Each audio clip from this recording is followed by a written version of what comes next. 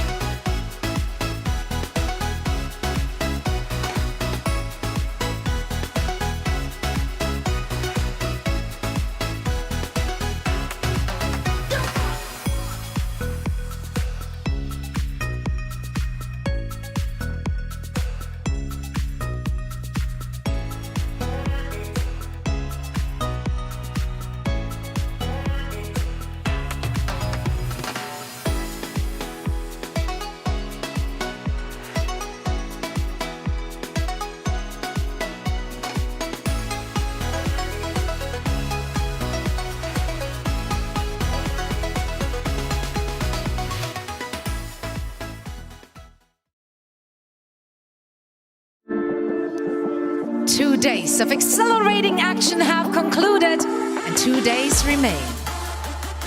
Live from downtown Toronto, welcome to Day 3 of the 2023 Overwatch League Playoffs.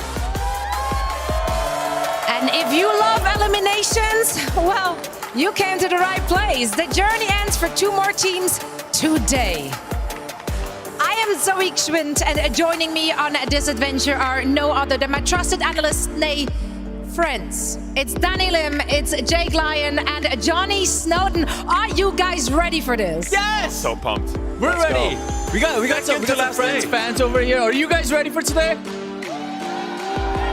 So yes, we're still warming up. We're still warming up. But listen, we had 2 days already happening. So in case anyone missed it, here is what went down. This is bracket 1. Yes, you're seeing this correctly.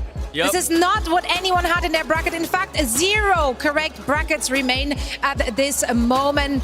Let's recap all the action quickly here. London hammered Atlanta out of the tournament. You said 0. It's not 0. It's 1 because I was right. No, your bracket is still busted. You know. Your overall I'm letting bracket is still everyone know I busted. got my prediction correct. But I mean, London was lights out. I don't think anyone would have predicted that they were going to beat the Atlanta Reign, and it was 3-0.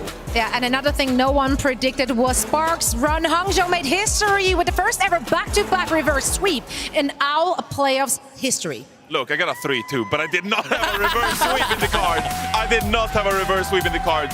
Shy went nuts on the Sojourn once more, but Leave stood out on the Tracer more than anyone in that reverse sweep. And here is bracket number 2. So let's talk about what went down. Houston made short work of Infernal. Yeah, this match honestly wasn't too competitive. Infernal had a really rough time, and Houston got to put Bernard in the starting lineup, get him a little bit of playtime on the stage, you know, warming him up potentially for, I think they might want to deploy him in future matches. I think that adds some complexity to playing against Houston. But, you know, the ones we know, Happy, Pelican, they were dominant that series. Speaking of dominance, Florida Mayhem looked absolutely lights out in their 3-0 against the Dallas Fuel. Are they the favorites? They gotta be the favorites, They right? have to be. I would At this agree. point, yes. Yes. Championship favorites, the Florida Mayhem, after taking down the Dallas Fuel. Who's gonna dethrone them in the semis tomorrow? They're just peaking at the right time. This whole squad, they're all in like a perfect prime of their careers. It's exciting to see. It really is. And speaking of excitement, you do not want to miss any of the action. So make sure to sync your calendars right now. Use the QR code on your screen. And whilst you're at it, why don't you just host a watch party? That's right, you can get your community involved. All you have to do is head on over to overwatchleague.com/co-streaming and you can make that happen. And you know what? You can also earn some drops all weekend long. As if the matches itself are not incentive enough. No, we're just gonna one-up it. But guys, we gotta talk about today. 4 teams left. 2 will be going home today. So everything is on the line for those 4 teams. And you know what? Everyone here in the audience and everyone at home has been cheering on their teams for the past couple of days. So we thought this is our opportunity to give some hype speeches for the remaining 4 teams. Each of us picked one. Jake, I don't think there's a big surprise in who you went with. I'm pulling for the boys to the very end this season. Come on. I got to be cheering for the Outlaws. Are my Outlaws fans in the crowd right now? Okay. You got some I hear booze? you. You got some I hear booze? you. Whoa, what do you You got guys? some Give him more, guys. More booze. They're loving it. What are you guys hearing? Don't gaslight me. The people are behind me, and they should be, because the Outlaws, they're an incredible team. I don't think they need a pep talk. I think for them, it's just about doing what they already do best, put their best players and their best heroes. I think the key for Houston in this match is have different looks, right? Florida already showed you a recipe that can defeat the Dallas Fuel, and I think Bernard can execute on that if they want to go with these Sigma Bastion comps that Mayhem honestly are making look really compelling right now. I think Florida, or rather Atlanta, was a little too committed all in on the Doomfist comp. It kind of hurt them. So I want to see Houston show that versatility.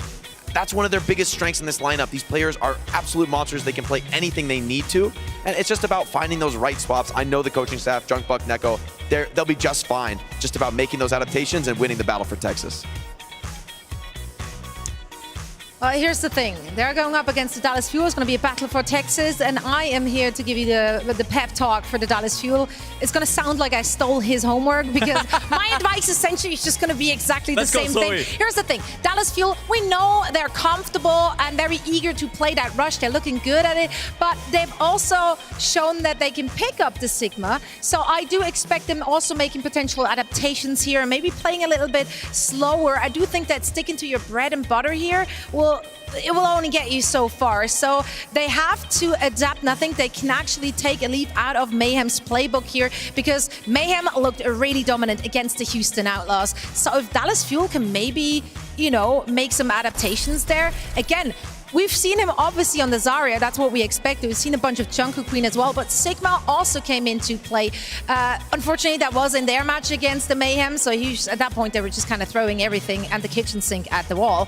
Didn't work out for them. That's why they find themselves in their current position. But they have to adapt. They have to maybe adapt to a slower style here. All right, so moving on to the next team. I mean, Jake, you got to speak about Houston. They lost to Florida Mayhem. So you're giving a bit of a pep talk to Dallas Fuel. They haven't done too well early in the season. But, I got Boston versus London. Yeah, Eddie, if you could, please. Yeah. That's for me. That's for me right there. Yeah, if you could bring this one up. Oh, don't you dare! Yeah, I feel like Boston, London so far this season. It's kind of a matchup that's played itself out a little bit, so I'm not too worried about this one. Yeah, I think Boston versus London, it's figured out already, okay? Boston Uprising, they beat them twice already, so a third time? They gotta beat them a third time in like a month? Come on now, Boston Uprising, Smurf playing the Orisa. You don't need to change anything up. There's no compositional questions here. We're gonna play the Orisa comp with Lijiang and Lucio. Look, they lost to the Hangzhou Spark yesterday. That was a Winston composition. We saw Leave on Tracer. Come on. Are we gonna see Hardy on Winston? Are they gonna rock up like the Hangzhou Spark? No, we're kidding ourselves. Look, it's the Boston Uprising. These guys are championship winners. They got tons of experience on their shoulders. There's no need to be joking around here, okay? The match is scripted. It's going to be Boston Uprising all the way. And these guys know this. They don't need a pep talk. What do I got to say? Agree. Good point.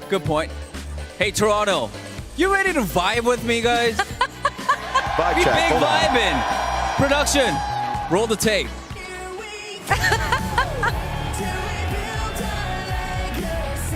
London Spitfire, you guys sure? Yeah, you guys lost to Boston twice, but hey, doesn't matter. Third time's the charm. Hey, another thing, Boston never beat Atlanta Reign. Who beat Atlanta Reign? You guys beat Atlanta Reign 3-0 yesterday. You guys are on the high. You guys are in the row right now. Hey, you got the fans backing up. I got you backing up. You guys are looking great. Sure, yes, you guys are the greatest Ride and Rush team that we have in the league. That is your biggest weapon. No one could do it better than you guys. London Spitfire, just keep doing what you're doing good or what you're doing best. Hey, that Orisa comp, third time's the charm, you guys got this. I have no questions. You guys are going to beat the Boston Uprising today, here, right now. London Spitfire is going to win. Wait, do you guys smell that? Is it cope? It's hopium. I gotta say, guys, the Hopium in the vibes air. are immaculate, though. They the are. vibes are Passing the immaculate. vibes You back. made a great point, Johnny, but the vibes, they don't lie. Nah, you When can't did deny you that. become the vibes guy? I'm stirring the pot. I'm having a You're little big fun with chillin'. Oh boy. Well, good luck, Danny and the London Spitfire. Good luck. That's all I can say. it. Might need it. You're gonna need a luck. I don't think they need luck. Here's the thing. Of course, they're fantastic players, but the entire organization has been pulling and working for that team. And we're going to get some inside scoop here down on the floor because Nuki, their GM, is standing by with Golden Boy. Thank you so much for that, squad. Yasamir Ranuki, the GM of the Spitfire. Guys, give it up for a legend in our community. Pleasure to talk to you. This is amazing. How you doing, firstly? I'm doing great, thank you. I just love how nonchalant you are about this whole thing. You guys are going on one heck of a run, though. It has been so impressive to watch the Spitfire just continue to pop off here in Toronto. I guess the question is, is this something that you guys were expecting coming into this event? Or were you just like, hey, let's just vibe out and see what happens? I think one of the good things about our team is that we're just going with the flow. Yeah. So, of course, we didn't really start the season really well. Yeah. But we're pretty confident now that we can actually make a dent. Yeah, actually, Any like, team. yeah, exactly. Like actually be in this position to be competitive, but also do it your way. What makes these boys so special, and why you've enjoyed working with them so much, especially this season? I think they can just pull themselves out of big slumps really well. Yeah. Through the power of friendship. Yeah, through the power of friendship. That I love that. I love that. Well, before I let you go, any words you want to give to the Spitfire fans who came out, en masse to support you guys here in Toronto? I want to thank everyone who stuck with us throughout the season. It has been a big up and down, but we hope we make you happy, and we hope you root for us. Hey, I think everyone here is pretty happy, and I also think everyone here is very much rooting for you guys. Thank you so much, Nookie. Guys, give it up one more time for Nookie, the GM of the Spitfire. We're going to send it back over to the desk to break it all down as we get ready for today. Thank you so much, GB. And of course, Nookie, great to hear from her.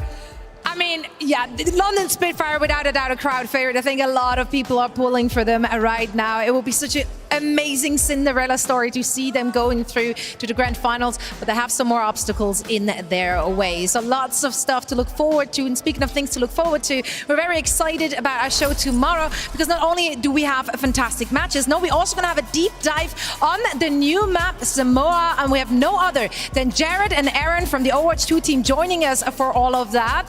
This is going to go down at 1 p.m. Eastern / 10 a.m. Pacific, so make sure to mark your calendar, set your clock. You don't want to miss it. Also, there's rumors of a creator show match going on, so that ought to be explosive and weird. I don't know. Gasp.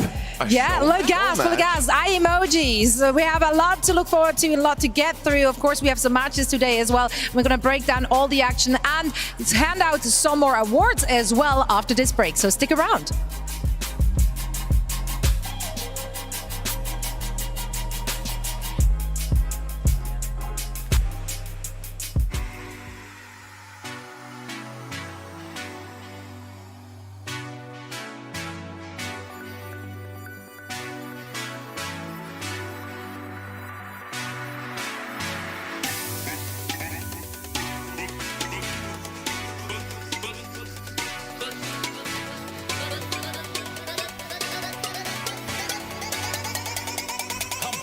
I'm back strong.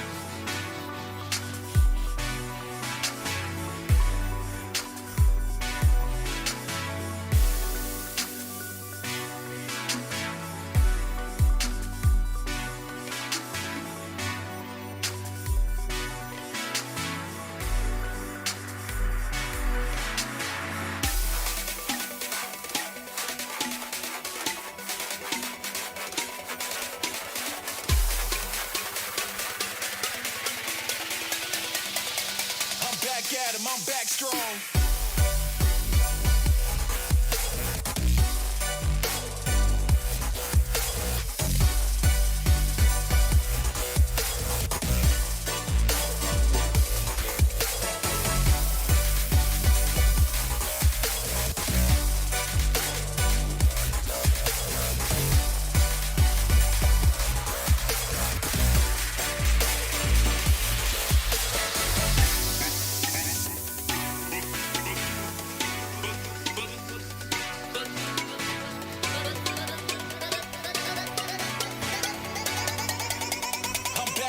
I'm back strong.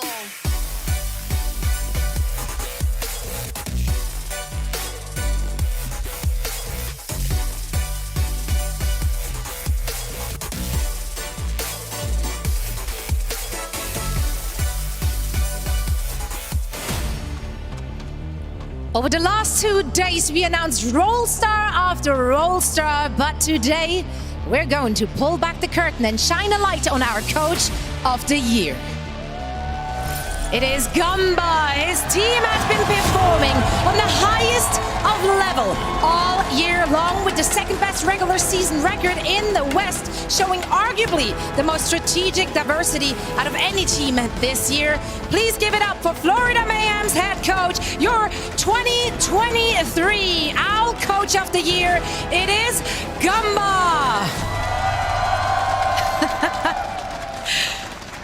And these are the boys you are leading. Gumba, thank you so much for joining us for a quick chat. First things first, congratulations for receiving this award. Let's dive straight in. I want to ask about your coaching approach. What's the strategy as a coach heading into this year? Yeah, I think the two things I'd mention is that, first of all, tough love. I think if we lose, that's not acceptable. If we fail in scrims, that's not acceptable, right? We don't take losing in any circumstance, as an acceptable outcome. So that means if we lose a scrim to even a mid-table team, yeah, I'm yelling at the players every day, right? And I think no dessert. No, and the players deserve a lot of credit for dealing with that. That's not easy, right? I think the second thing that you see in our team style that is a result of our coaching is that we're very pragmatic. I think a lot of teams this year saw that Sombra Tracer was such a good composition that so many teams were playing, and they played that composition knowing they could never win, that they could never be the best team. And so we make every decision with victory in mind, knowing that we have to win the league, and every composition we play, we have to be able to be the best at that composition. And so again, I think our players deserve a lot of credit for being realistic about what they're good at and what they're not good at. And that's followed us into the playoffs as well, and that's why we're such a distinct team. That kind of practice has really lent itself to, a mindset when it comes to swapping up compositions. Can you speak a little bit about Florida Mayhem's ability to be so versatile and play so many compositions? How have you coached them in order to prepare for all these compositions they're playing? Yeah, I think there's a twofold answer there as well, right? I've been coaching for the entire duration of the league. I've been here since day one. I coached the first Overwatch League match ever. So our coaching staff, including McGravy, who's a huge part of how we win so many games, we have a lot of experience, and so we know how to teach so many of these compositions, right? And secondly, it's been a bit of luck, right? If we could play Sombra Tracer and win every match, we would do that too. And as a result of the fact that we've been forced to adapt so many times, we've been forced to learn so many different compositions, every patch, every match, every opponent. And it's all paid off up until this point, because now we can suddenly pull out all these different compositions and play them with the exact same roster. We didn't do any subs for most of the year. So it's a bit of luck and a bit of experience, I think. I think that really speaks highly to your mindset as a coach, that ability to accept your weaknesses. I think that's something that a lot of players and teams in this league haven't been able to do historically, to their detriment. Sometimes pride cometh before the fall. I want to talk to you not about a weakness, though. I want to talk to you about a strength, a player that I personally worked with before in Merit. I see him as one of the best hit scans in the league. I think he's criminally underrated. And I want to ask you about your experience working with Merit in particular. We know someone is an incredible asset to the team, but I want to talk about another player who I think deserves a little more limelight. Yeah, Merit's been a really great asset for our team. I think going into every match, knowing that if we have to play the hit scan role, we're going to have the better player, is such a load off our minds. It makes it so much easier to prepare, knowing that every single time there's a Widowmaker map, a Sojourn map, we're going to win 100%. Obviously in the Sombra meta, he wasn't as strong, but he's so good at everything else. I think that's important. I think a player like Lip failed this year in a way because all he could play was Sombra at that level. Merit, on the other hand, can play every hit scan. He can play Tracer. He can play Bastion. Hey, look at the results. Merit's the GOAT, right? I don't want to hear Lip. Lip's not the MVP, okay? All right, yeah. So yeah, big Merit fan. Love to have him on the team. I like the spice. I agree, though. I think Merit's criminally underrated. You put him on these heroes, he's not scared to play a Bastion. I think there's a lot of hit scan players who say, no, give me a sniper, give me like the classic hero. That's one of the things I always see in Merit. He's exactly on your philosophy. He's going to play what it takes to win without ego, and it's incredibly rare to see that from a player with this kind of skill. Yeah, I agree. Yeah, and honestly, it's been just so much fun to watch the team. It also looked like they're having fun, even though it's tough love, but they looked like they're having fun with it. They were explosive, creative, they're innovative. So you guys have everything going for you and then some. I'm going to give you the last word here. Anything you want to say to the people watching? Yeah, again, I just want to thank McGravy. I get messages from other coaches asking, does he do anything on the team? Is he important? Absolutely. It absolutely would not have been possible to be this good without McGravy. McGravy is an amazing coach. That's right, give it up. I think, secondly, we have the best GM in the league. I think Albert is a GM who does what it takes to win. The stuff he does with the budget is incredible. Everything's always on time. We're very lucky to have Albert as well. Okay, I can sense a lot of team spirit. Teamwork does make the dream work. Let's see if they can take it all the way to the grand finals. Gamba, once more, congratulations and thank you so much for joining us. Please give it up once more for our Coach of the Year.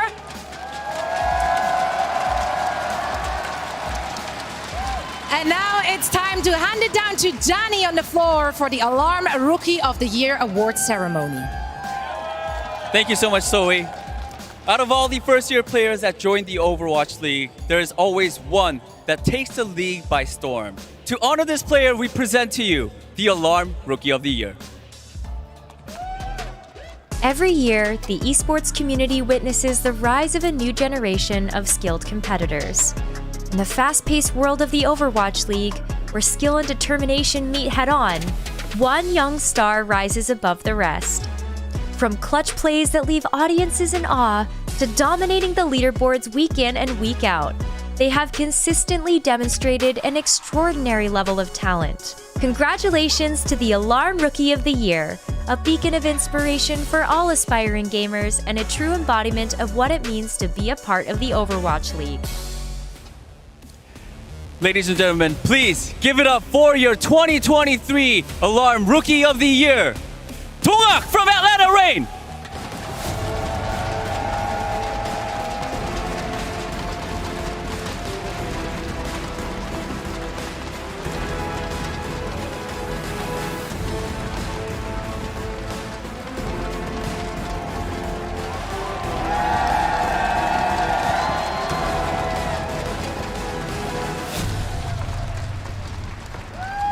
Give it up for Dongak one more time, everybody.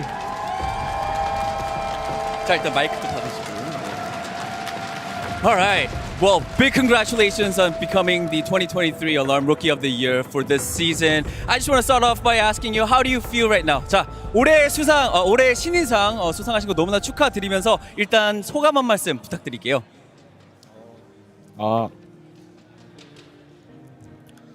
원래 이 신인상이 굉장히 받아서 기뻐해야 할 상인데 플레이오프 경기를 좀 못하고선 받으니까 많이 무안한 것 같아요. 무안한 것 같아요.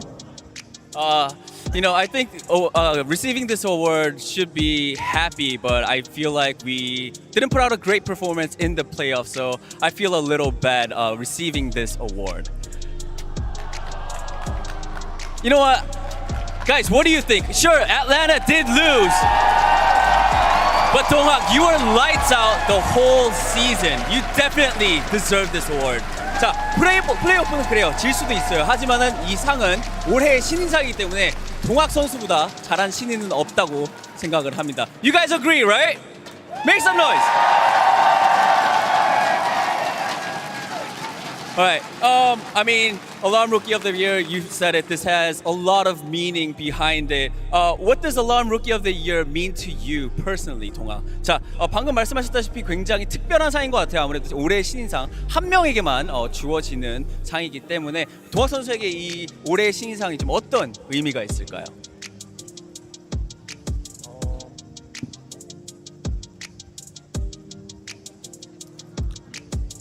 약간 굉장히 좋은 상인 것 같아요. Definitely, it's very meaningful. It really is a great award given by the Overwatch League. One more round of applause. Last but not least, 동아, one final question. Any message to the fans? 자, 마지막으로 이 상을 주신 팬들에게 한 말씀 부탁드리겠습니다.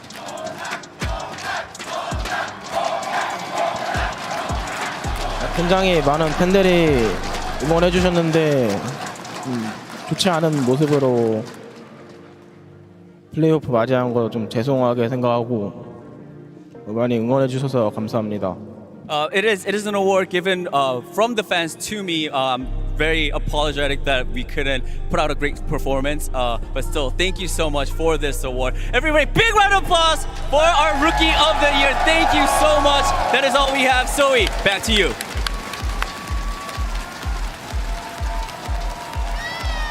We assembled the best analysts in the country to talk about Donghak right now, an absolute deserved award for this young man. I know that heading into the 2023 season, when Atlanta Reign did announce the roster, there were questions whether or not Donghak is ready for OWL yet. But I think without a doubt, he has proved himself to be worthy and so much more.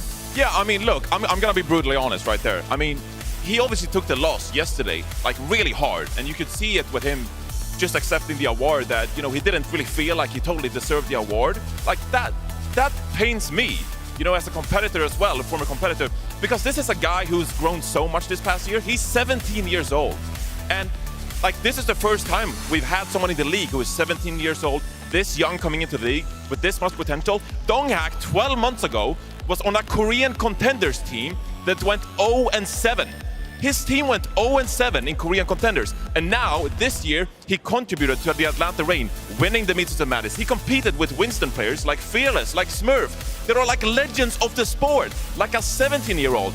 So him seeing himself like beating himself up almost, that like didn't really feel he deserved the award, like that pains me. That makes me upset. This guy was phenomenal the entire season throughout, and he's 17 years old. He has a bright future ahead of him. He's going to just evolve and develop even more as a player. He's going to be a name that we'll be talking about for a very long time. He totally deserves this award, and I hope that we get to see more from this guy, because he has been phenomenal all year long. I couldn't agree more, Johnny. I think just to say a little bit on this subject, you know, to be that young, to be in your first year and on a team full of champions. I mean, full of players with insane pedigree, to be the lone rookie, you know, to take all that pressure and still put out a performance as he did throughout the whole season.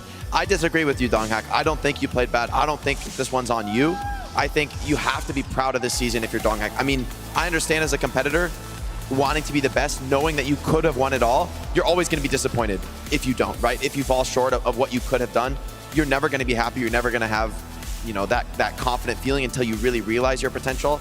But I think for Donghak, we have to see more from you. Like, don't let this affect you. Don't let this define you, because you have shown us so much already. There is obviously so much more to give. I want to see more of Donghak in Overwatch.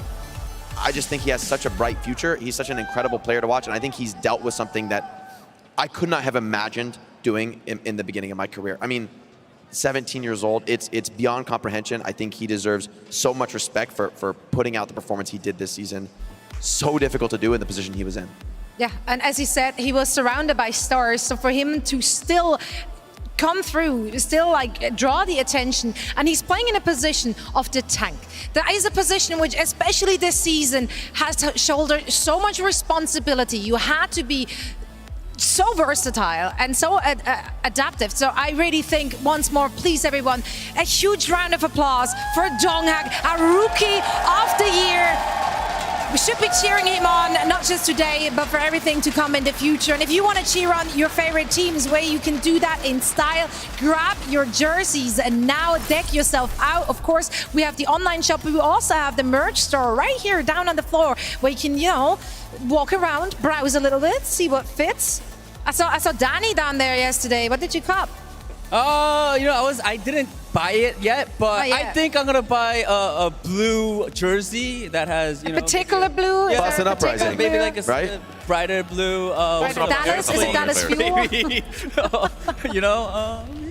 Well, you know what? There's two blue teams playing today, so any shades will do, I guess. London Spitfire and Boston Uprising, they're fighting for elimination. They're fighting for their lives. Everything is on the line. So let's discuss the action which is about to go down, starting with a roster filled and stacked with veteran players. Of course, I'm talking about the Boston Uprising.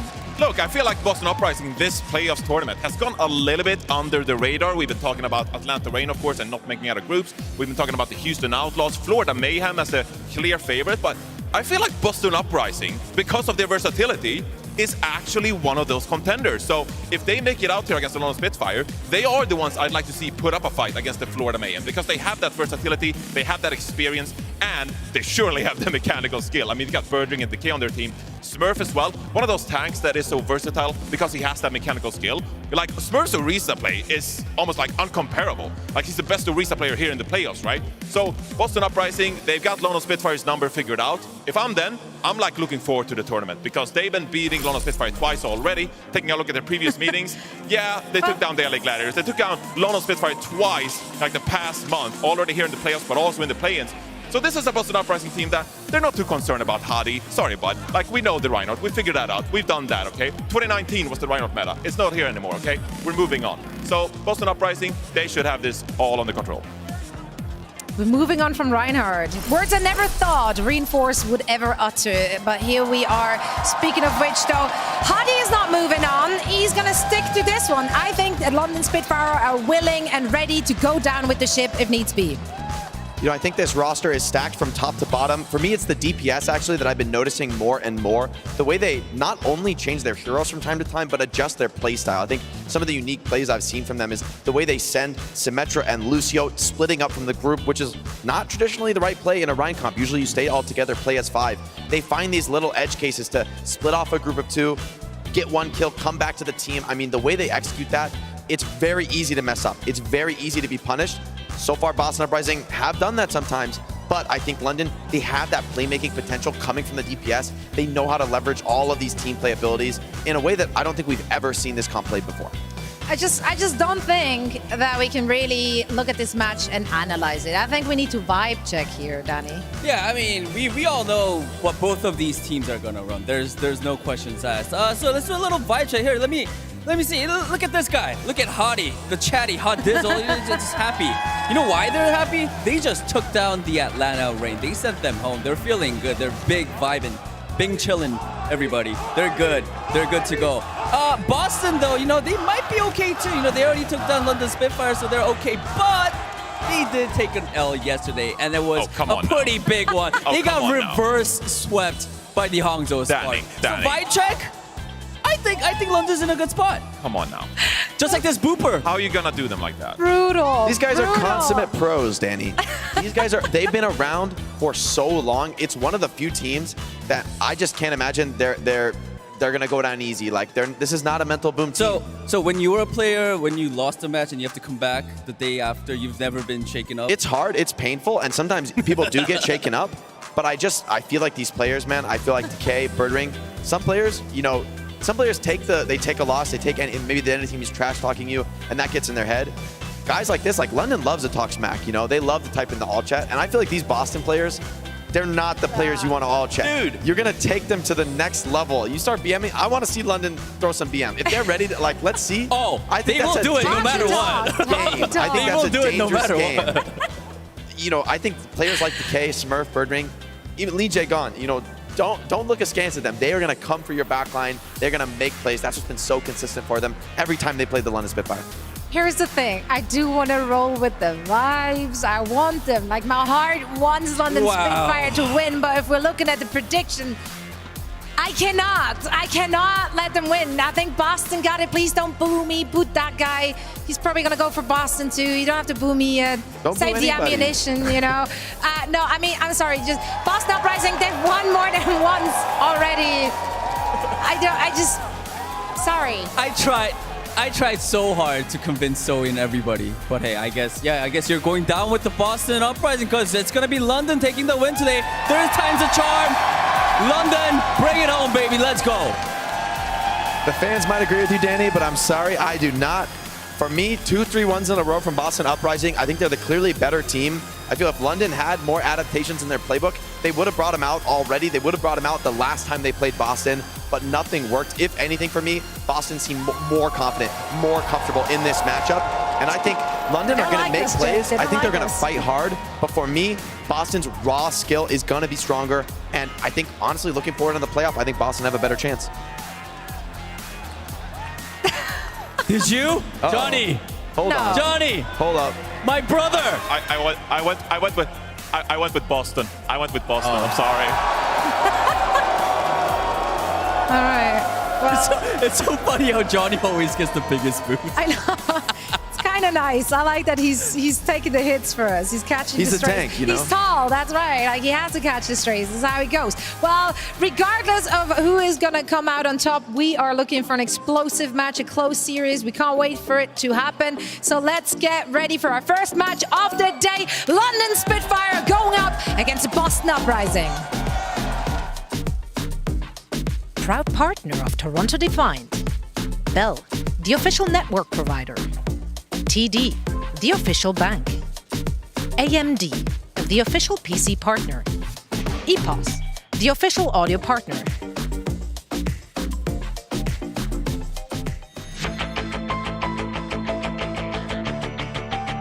On the path to glory, all roads lead north, but the journey ahead is unclear.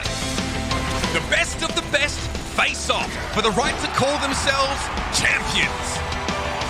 Every move, every shot brings them one step closer to immortality. One by one, the dominoes fall. And they're just built different. Oh my God! Feel the energy of the arena's beating heart.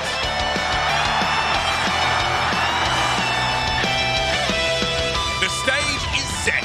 The battle lines are drawn. It's now or never. Day 3 of the Overwatch League Playoffs starts now. Hello, Toronto! How you doing today? Oh, wait, hold on. I gotta, let me take off this mic. Let me hear you again. Can I hear you real loud? There we go. All right, now let me go ahead and put this back on so I don't just actually destroy my voice. Welcome, everyone, to the Overwatch League Playoffs. It's day 3, and after this, we're down to the final 4. Who wants it more? That's the question that we're going to answer here today. But I want to ask you guys, go ahead and shout it out. Who do you think is going to win today? Go ahead and yell out a team. I love it. I love the energy, and that is exactly what we're going to be bringing all day long. So, folks, the Overwatch League Playoffs Day 3 starts right now.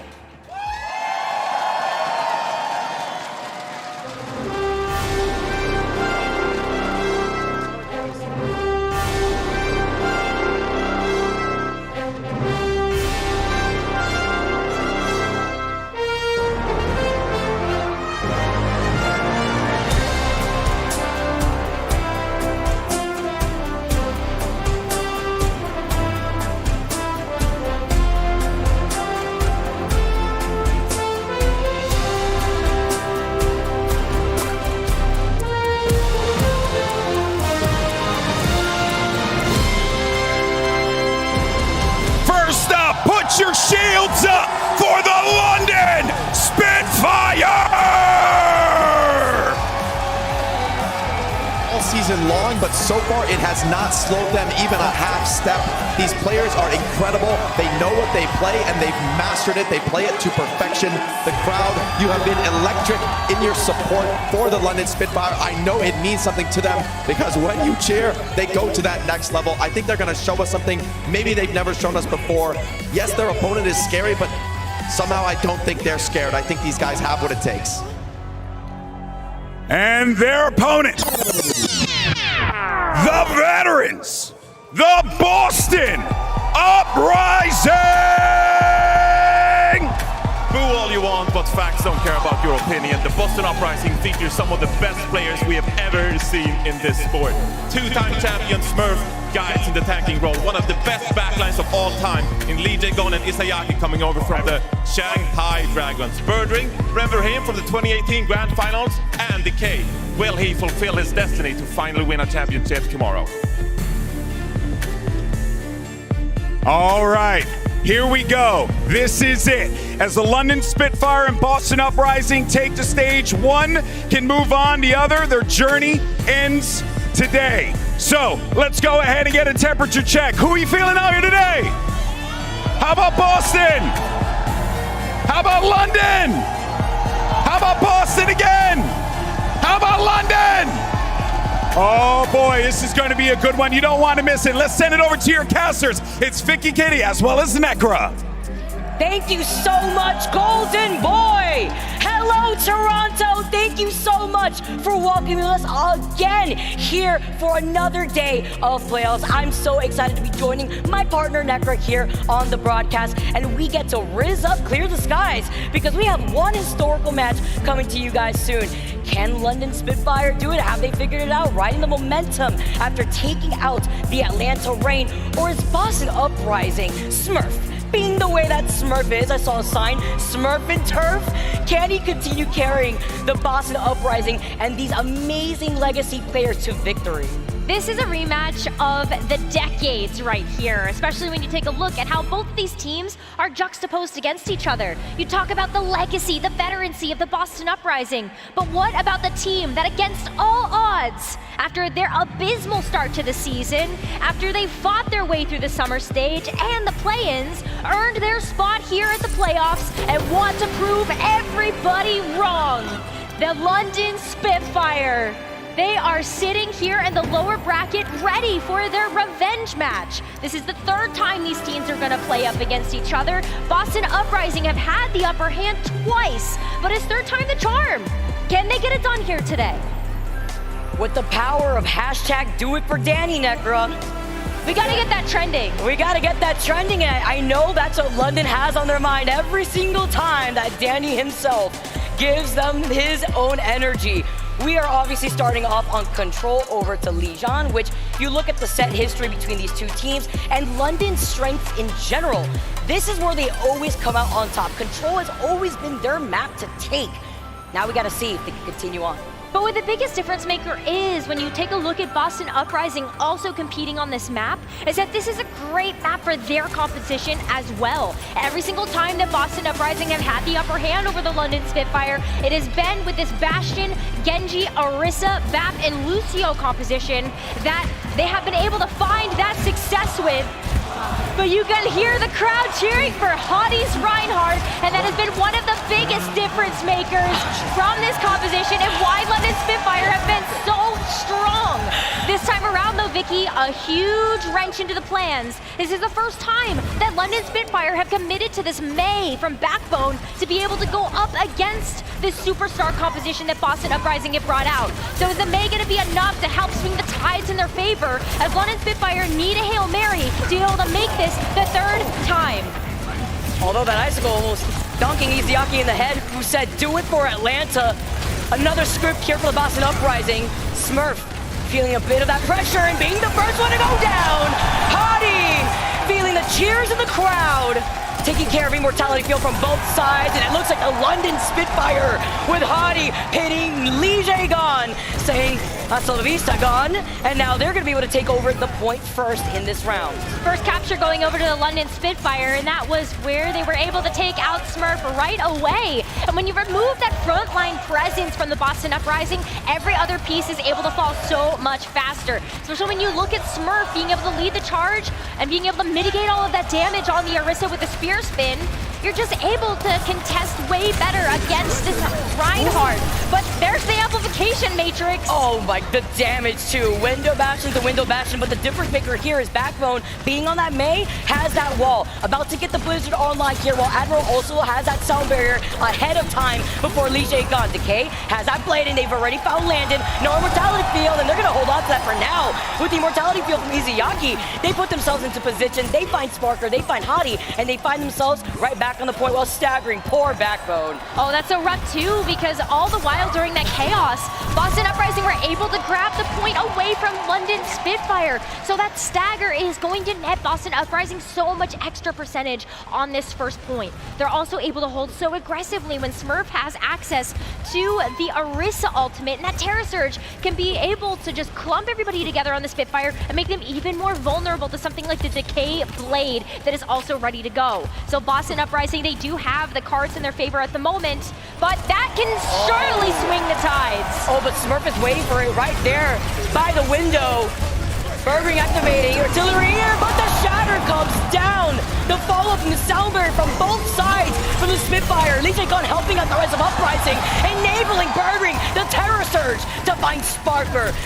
That does cost Smurf his life here, and Landon puts up the window, and the immediate turnaround to solidify this as Admiral going on the other side. You see Decay trying to back away, rejoining the fight just a little late after he was the first to get picked at the very beginning of that fight, giving London the space that they need to try to take care of, but to stall just slightly before Admiral makes a statement and finds Lijiang.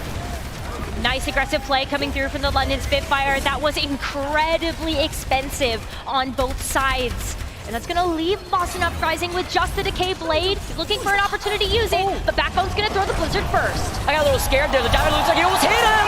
The pin and the follow-up as Backbone, after he tosses up the Blizzard, finds Decay. Hottie isolating Smurf over on the other side there too. Decay going down with the blade still in his hand, has not really been able to utilize this whatsoever.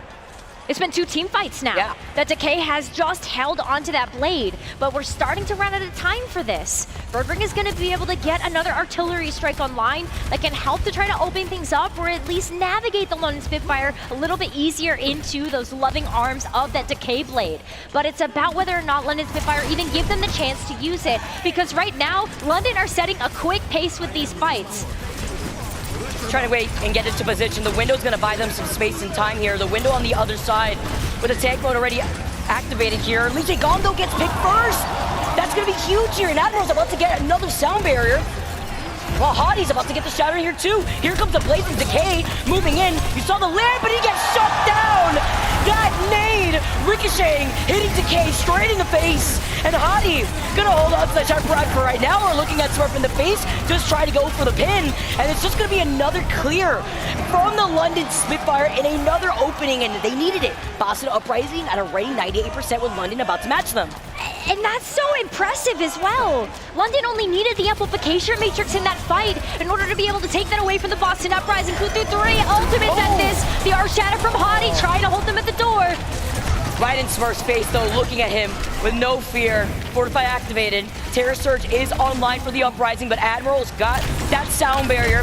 Fighting this 1v1 on the other side. Gets Lijiang gone. Here comes the Blizzard though. Decay taking out Admiral means there is no insurance from the Terror Surge. That was exactly what the Boston Uprising needed to clear the point for this first round. The fact they were able to take out Admiral as well before he was able to use the sound barrier was a huge finishing blow for the Boston Uprising. But Vicky, what a close round number 1 that we have had between these two teams. And what more could we expect from these two when they played so much against each other?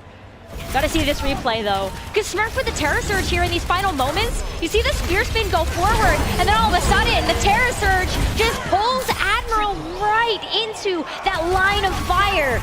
And with taking out that front and back line too, it was just over. It was also huge too that Decay recognized the lamp as well, so not only took care of Admiral, but also deleted that lamp in the middle of that Terror Surge. Great timing and coordination as we move on to round 2 here. Remember, Lijiang Tower in general is a map that London Spitfire absolutely loves, and the Boston Uprising taking that first round is a statement. It is a statement, but it was so close. And it was just a frame away from London Spitfire potentially being able to take that. So they're gonna have to take a few deep breaths, come back into this one with another clear head on their shoulders. Sparker's still playing the Bastion. There's no Symmetra. That's another flavor of this composition that we haven't had a chance to see. And without that Symmetra, these rotations from London Spitfire are much harder to make. And that's why Sparker is less vulnerable here. Much slower, and this is just gonna be Boston Uprising taking that first point here. First control over this point. Another slight stagger onto Backbone, but Birdring recognizing that opportunity to get that first pick and once again delete that lamp. That Immortality Field is going to be big in this matchup. You've already seen how much it plays a role to be able to deal with Decay's Dragon Blades. Even when you see Birdring use the Artillery Strike, that Immortality Field is such a saving grace. Because you have the ability to get away when you know you have that frame for just a few moments. But there's Amplification Matrices on the line. Boston is going to go ahead and pull theirs first. Oh, lighting right through that May wall too. It doesn't even matter. Even with the wall trying to block the line of sight of Birdring, right through the window is going to still buy them even more space and time as the London Spitfire patiently going to be able to wait, rotate now around that next corner. But look at the positioning from Boston Uprising. Birdring activating right now the artillery. Smurf has the terror charge. He's caught them in the side room. Finding Sparker here, but Backbone and Admiral finds Decay and Izayaki. No lamp here for you. And London Spitfire retaliate back just as strong as they make their way to the point. Finally able to grab back control of the Boston Uprising after they were able to capture 53%. So London Spitfire now, they need to look at this Admiral sound barrier and if it's going to be enough to be able to get them through this Decay Blade. Decay has had a couple of issues being able to get this online and actually through the London Spitfire. So if London Spitfire can hit him where it hurts and hit them first, Decay may not have a chance to use that, and Admiral can use the sound barrier a bit more aggressively, or even in response to the Terror Surge from Smurf. That or they could actually option select too. Bait it out with the Blade here too. Smurf is trying to keep them right here by the left. Oh my goodness! Goodbye! See you later, Sparker! Landon's gonna meet his doom, and Hottie takes out Decay with them, but this just benefits Smurf and the rest of the Boston Uprising to retake this point. Smurf's Surasa mechanics are so good, and you can see how Boston Uprising have perfected this composition to be able to deal with the London Spitfire special. And a lot of that comes down to how well-timed Smurf is with all of these Orisa cooldowns. You saw the spear for when the shield is down, being able to pin people off of the map. What fantastic positioning. Oh, he wants it. He's waiting, backs away real quick. He's hunting. Yeah, especially with that wall that came up. Yeeting the Javelin like we just saw earlier when he got that environmental here. Izayaki's got the window. Right through the Jabber came through, and they lined them up like a shish kebab with the Terror Surge into the Bird Ring combo on the artillery. Boston Uprising feasting once more, nearing final fight territory in their favor. The earth is trembling right now. Admiral's gonna have to get there with the Lucio to try to stall out this point and trigger the overtime. But we're also gonna see Backbone come back on the Tracer as well. They are running out of time, though the artillery strike is gonna have to be enough to try to move Boston Uprising off of this point to give London Spitfire an opening. Oh, but with this delay, Decay went all the way through the back. He's found Landon. He gets punished, but Smurf gets Sparker right back, holding hands with Decay with some help from Lijiang to put him into position. Gonna be able to slide right back onto the map. Overtime ticking away. Bodies missing from the London Spitfire before Admiral still continues to stall as long as he can to add in some help for Hottie. Backbone will be able to come right back on from the Tracer, but Izayaki finding Admiral at the very end. Hottie could only do so much. You see Sparker running with the Bastion legs, and the Boston Uprising taking game number 1 in a dominating fashion, 2-0. That first round was really close, but Market was a whole different beast. And Boston Uprising were able to play around the architecture of the map, able to force those fights into a better position for them and from the defensive side, and they were just able to take it. That was a clean second round. And now we're gonna have to see London Spitfire make some adjustments. The Mei was nice, but it was passive. And those skills that we ended up seeing yesterday from Backbone to be able to play reactively with the Mei wall and the ice block, they just got forced so early with how aggressive the Boston Uprising were playing. What I really like about this comp that Boston has been able to find as an answer against this Ryan comp from Spitfires, the option select and being able to burn and rotate through these ults. The Terror Surge, while Decay was aware, took care of the lamp, took care of Admiral when he went down with the sound barrier, but then in combination with Bird Ring too, sends out the Javelin after setting him out, spinning the Javelin here too. It sends them all off the map. This was a deciding fight here as Hottie went for the reset after taking down Decay with them, but then also in this situation, they see the Maywall had come up originally behind them. Bird Ring comes in with the artillery strike, and the Terror Surge brought everybody to him, so that way he knew immediately where he needed to land with that artillery strike. It was just a great combination of ultimates, and we're gonna have to come up with a great name for that too, because no one does it quite like the Boston Uprising. But now that the Spitfire are down a map, they get a chance to pick where we go next, and we're gonna be heading over to Blizzard World. What a unique choice to look at when we see both of these teams go head-to-head with the Reinhardt versus the Orisa. But can the Spitfire type the series? We're gonna have to find out after this short break.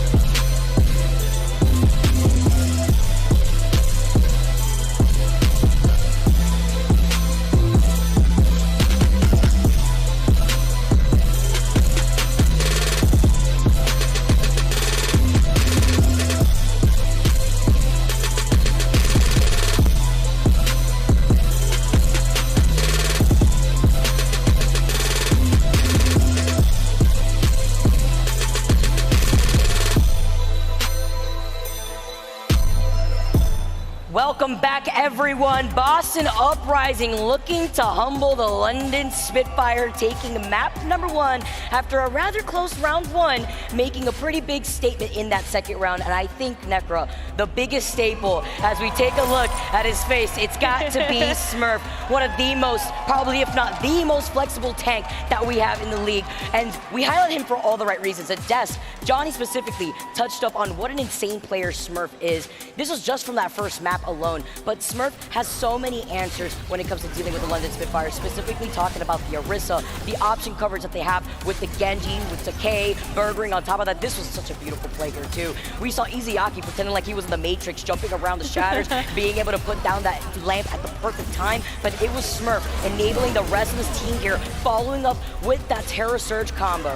That was just excellent team coordination through and through. Smurf has always been such a stellar player, and you can see why he's cheesing. Like, you can hear the fans cheering for him. He has the best Terra Surge efficiency out of all of the Orisa in the league right now, and that has just been the perfect weapon versus this London Spitfire composition.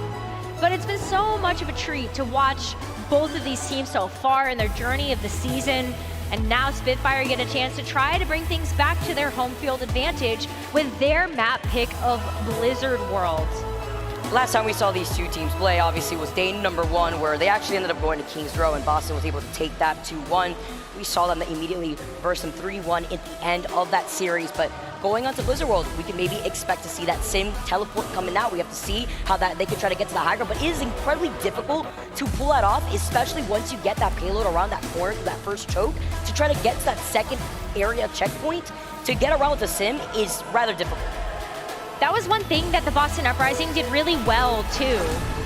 In their very first series, you could see how they started to get a bit more predictive with where that teleporter placement was going, as well as what type of counter rotations the London Spitfire were going to make. And I'm really excited to be able to see this change up from the London Spitfire, because we were missing the Symmetra. And Lijiang Tower, we ended up seeing Backbone on the Mei and Sparker on the Bastion, but the Symmetra has just been such a key piece of London Spitfire's strategy that they just look lackluster without it. How sneaky can you be with those Symmetra teleporters to wrap around the team, and how much can you really accomplish to be able to just outsmart your opponents? The K is going to come out of that attacking spawn, try to get a quick pick with the Widowmaker, but it's going to be back to basics here for Boston.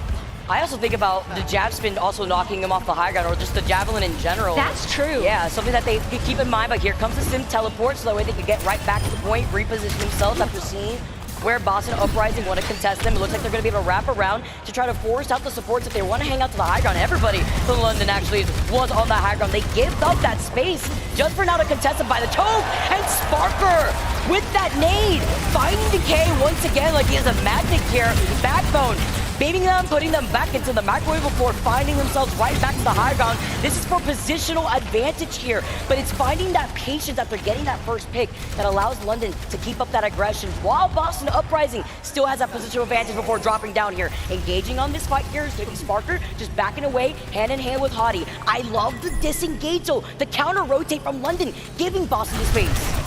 They're going to be set up for another re-engage, though, but Smurf is able to check them on every corner. You gotta look behind you, though. Oh, it looks like Smurf was playing ping pong real quick with the jab spin, looking at both windows side by side. Landon had used the land before, but Smurf took way too much pressure.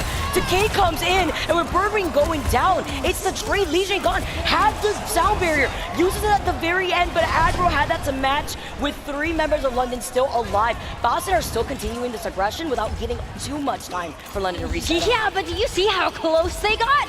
Boston Uprising almost completely captured that first point, and they're not letting up the pressure. This is forcing out extra ultimates from London as they need to keep Boston away. By mere pixels, the Decay goes down at 75, almost having Blade. With a Photon Barrier coming up from Backbone, that's going to be the respect and space that they need from Boston to just back away. Smurf about to re-engage, about to get that Terra Surge. When Smurf has out a Terra Surge, you can hear the crowd cheering for London so they don't fall to that one. The Earth Shatter Smurf thought is back! Right there! While the artillery strike from Burberry comes down. The shatter comes in from Hadi instead. Izayaki had that lamp.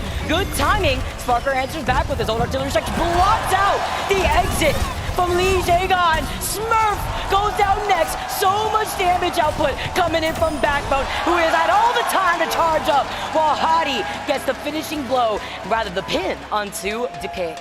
This is the London Spitfire that we all know and love. This is the composition and how it's supposed to function. And you can see how this inclusion of the Backbone Symmetra has been able to accelerate the game plans of London Spitfire. They're able to make those rotations so much faster, and they're having a way better reaction to what Boston Uprising are throwing at them. With a Symmetra teleporter, they have an escape mechanism away from something like the Terror Surge. Smurf has yet to use it, and they might not even be able to this time either. He is so good with that tack nade, always finding the perfect angle. Decay though, with a deflect onto Landon. Izayaki about to have that window once they try to re-engage, trying to force themselves to stay on this high ground. Decay with the blade, looking to get into position here, takes up the high ground with the dash, the Terror Surge as they try to get away in the lovely hands of Smurf, finding Backbone and Admiral. It's a cleanup on aisle 3 as Boston Uprising finally get this payload out of the garage.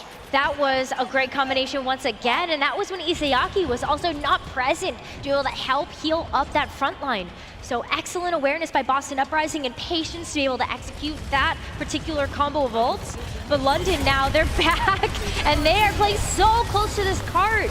They cannot get stuck here, though, by Boston, and the amplification matrix from Izayaki is enough to be able to get London to rotate away. But they are right around this corner, ready for Boston Uprising to make an appearance. Playing Ring Around the Rosy, even with the Sim teleport, with the Sims turret set up, finding Backbone, sound barrier to allow Boston Uprising to force their way right through that choke point. Even looking dead in the mirror of that window, it caught Smurf's life. They trade that for Hadi. Admiral used that sound barrier earlier just to keep London Spitfire alive, and Landing goes down. They had used the lamp earlier on, and Decay with Izayaki gets to clean up everything. Decay is going absolutely crazy right now. 12 kills. He's only died 3 times so far at the very beginning here, but it's that space now that they can build up going into that second checkpoint. Boston Uprising are going with so much momentum to be able to continue through this second point. The Symmetric Teleporter is great though for London Spitfire to close the distance, but Boston Uprising already had a firm handle on this high ground.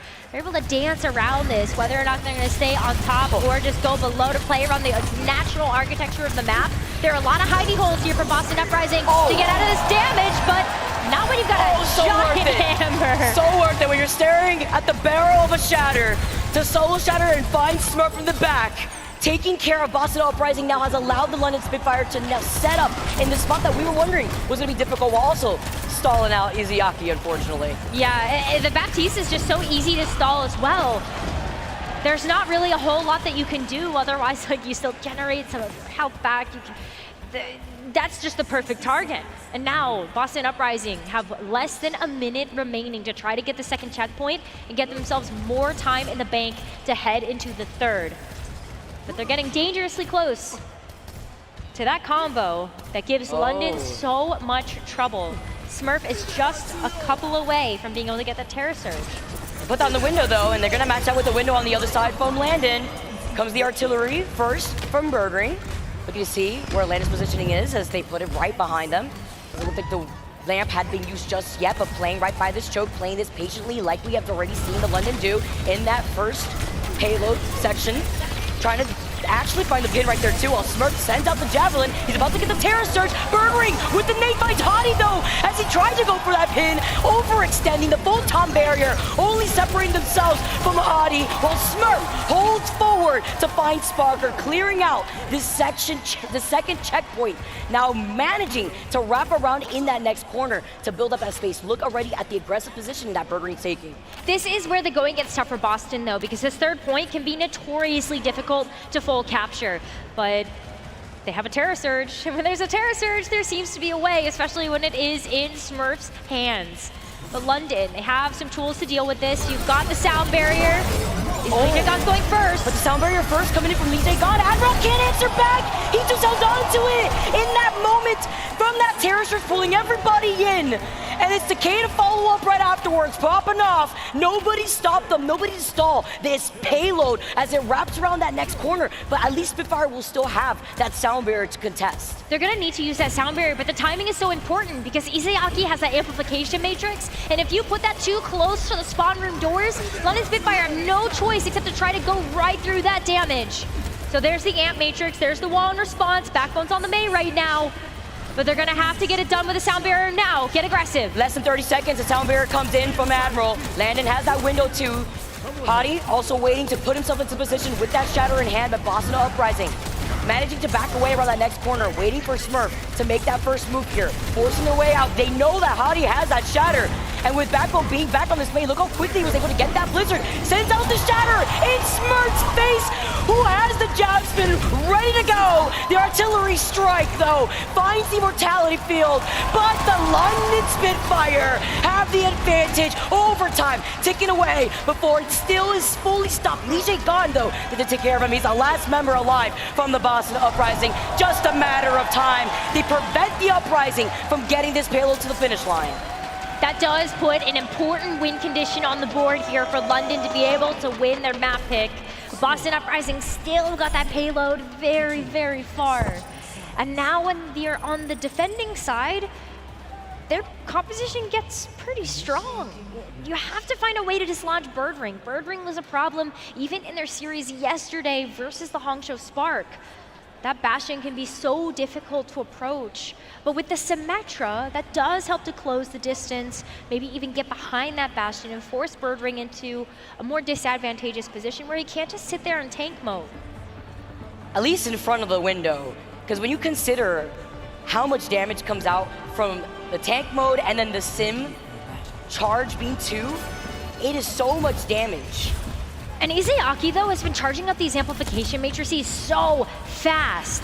He's been outpacing Landon at this point to be able to get those online, and when Boston Uprising have that as a tool in their pocket, it is much easier to be able to use that as a zoning element.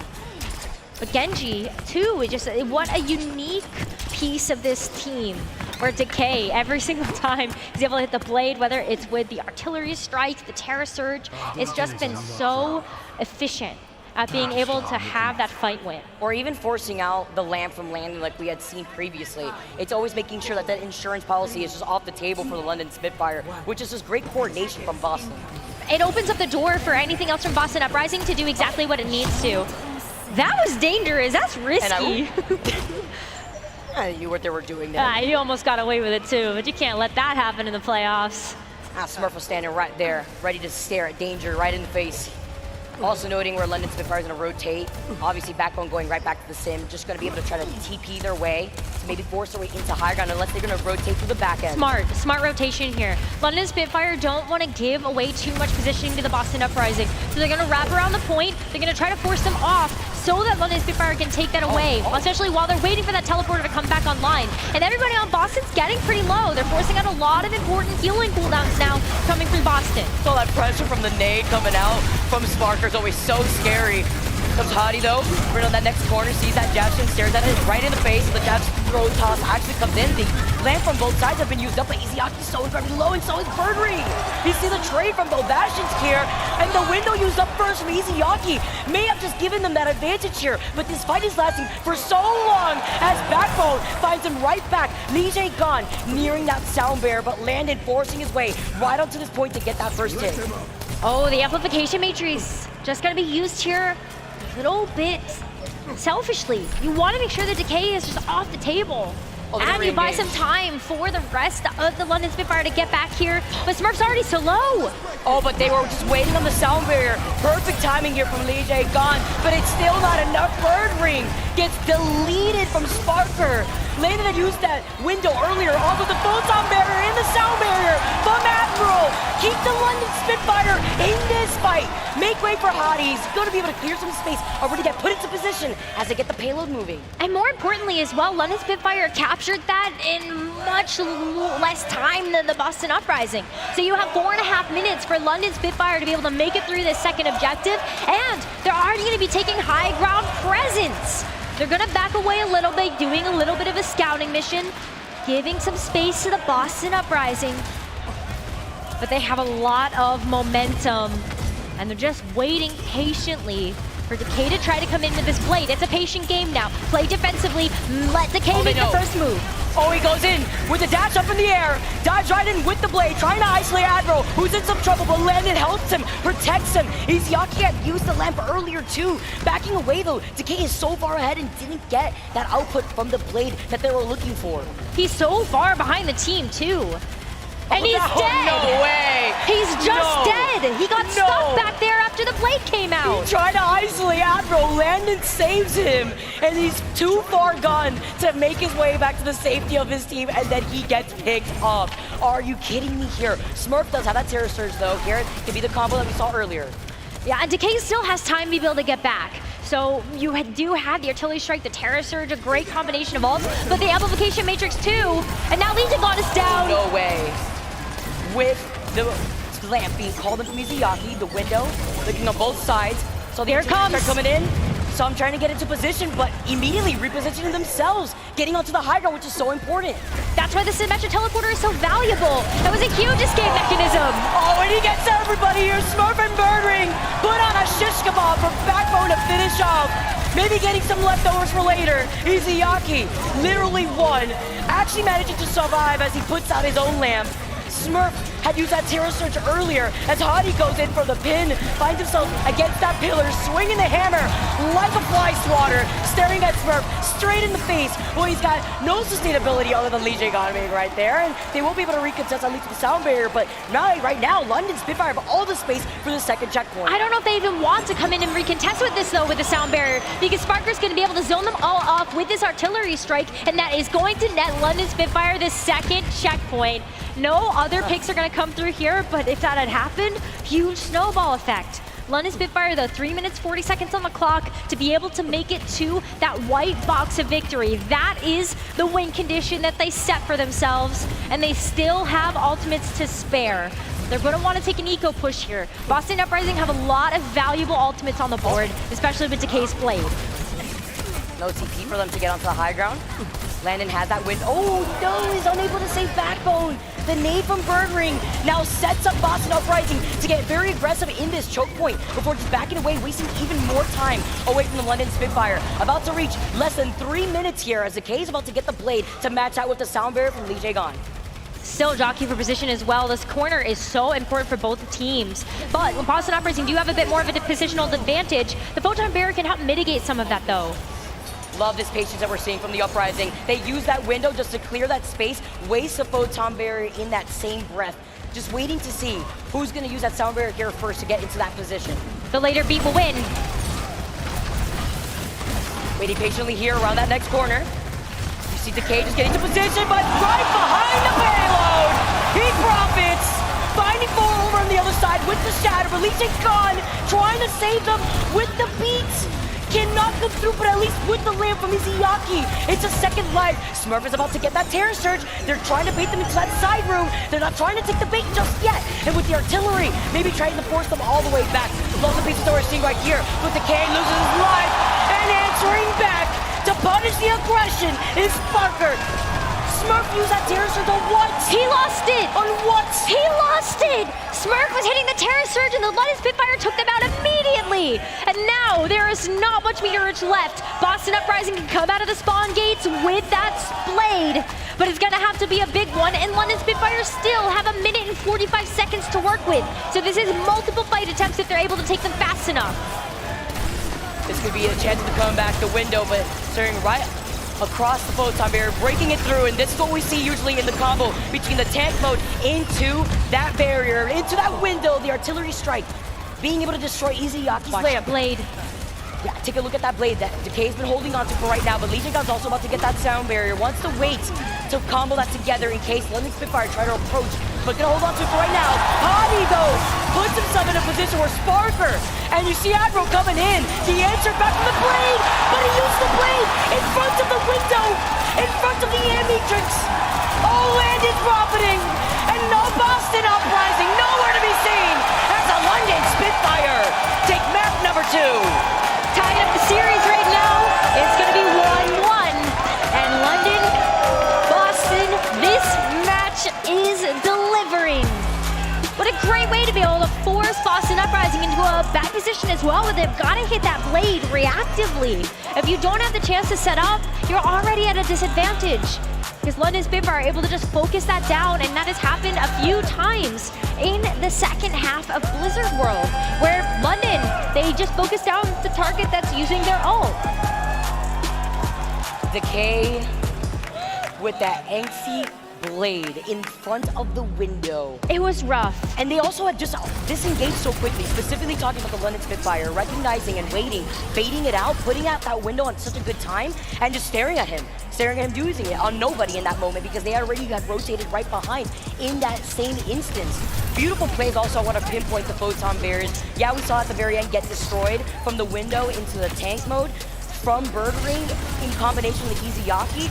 Saw it a few times actually here at the very beginning too. This time it was Sparker hand in hand with Landon before he had went down. But I love the answers between the Sound Bears and Lijiang and Landon, or rather Admiral in this case, to see who they could put into position to contest that push. London Spitfire being able to incorporate the Symmetra back in showed us so much more why this is their special composition, why this has been able to get them that success to be able to make it through play-ins into the point where they are in the playoffs. And this match has everything on the line. Winner gets the top 4, loser has to go home. And Boston Uprising are picking Surasa. All right, Surasa being our next one that we're going to be moving on to Flashpoint. Spitfire have shown amazing coordination with the SimTP. Can they continue with this tied match series on our hands? We're going to have to see on the other side of this break.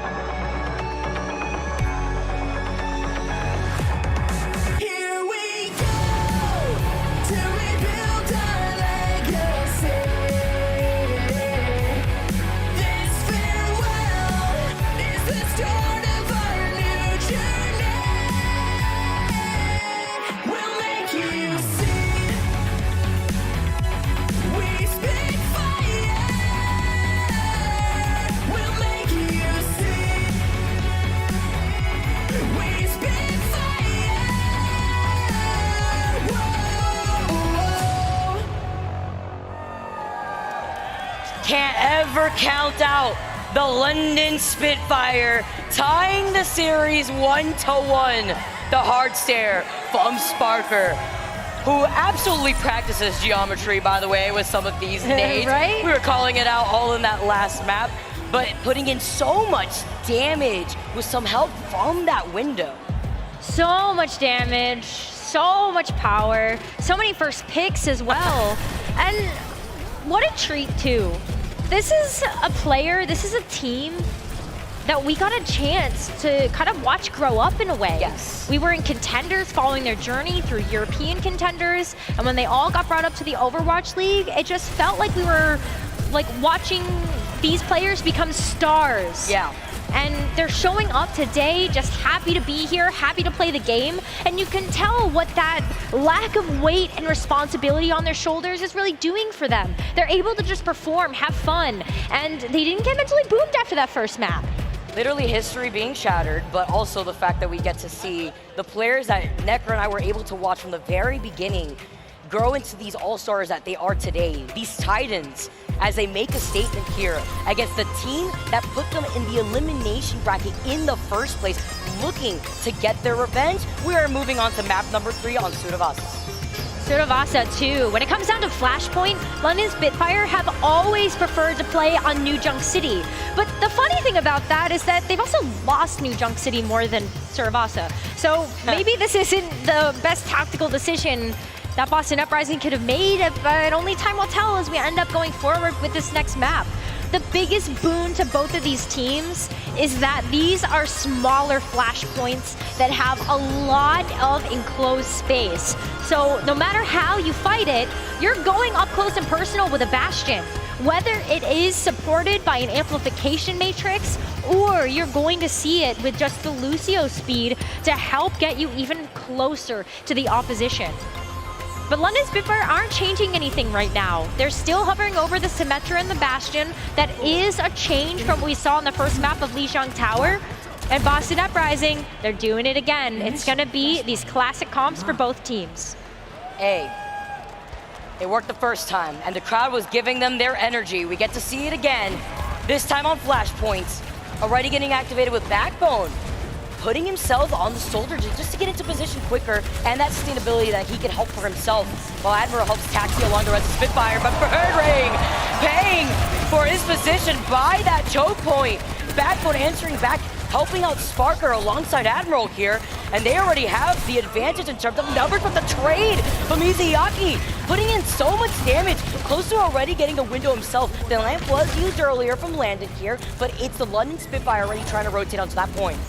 I like the Backbone soldier pick just to be able to get on a spawn, use the teleporter early, switch back over to the soldier, but now he's back over to the Symmetra to try to get back in just a little bit faster. London Spitfire able to capture first, but Ant Matrix versus Ant Matrix. Looking for the window of their soul, but Sparker's the one who pays. Burberry getting put into position. Admiral and Decay back with a number advantage in favor for Uprising. Burberry had looked for so long, he was so low before Admiral took him out, and Admiral had to pay for it. Smurf is going to have that Terror Surge for that next fight, but with no sustainability, London Spitfire are going to reset. London Spitfire had to back away as well. They gave up the Flashpoint, and now Boston Uprising are already going to match that and then some.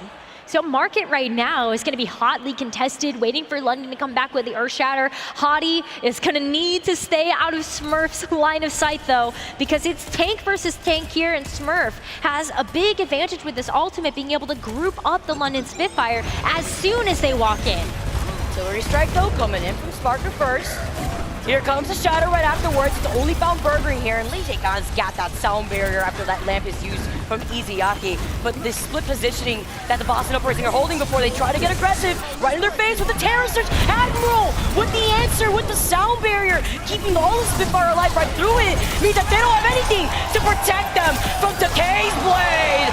It's found Hottie. Sparker goes down next before Landon finds himself on the other side of that blade. Boston Uprising now retake the point. Well, they're already sitting at 99%. Was a very valiant effort there by Admiral to try to stall out that point and maybe buy London Spitfire some time to be able to get back in and recontest. But that is going to be market on Surasa going over to the Boston Uprising as we end up getting The next flashpoint, we're gonna head over to Ruins now in that top left corner, and Boston Uprising are gonna be able to beat London Spitfire to the punch. They get a chance to get set up just a little bit better, but that Symmetra teleporter coming in very handy here so that London Spitfire can stay out of the LOS of this Bastion. So much damage. Admiral backing away, landed with his own window here. There's Silvercheck trying to block their exit route though.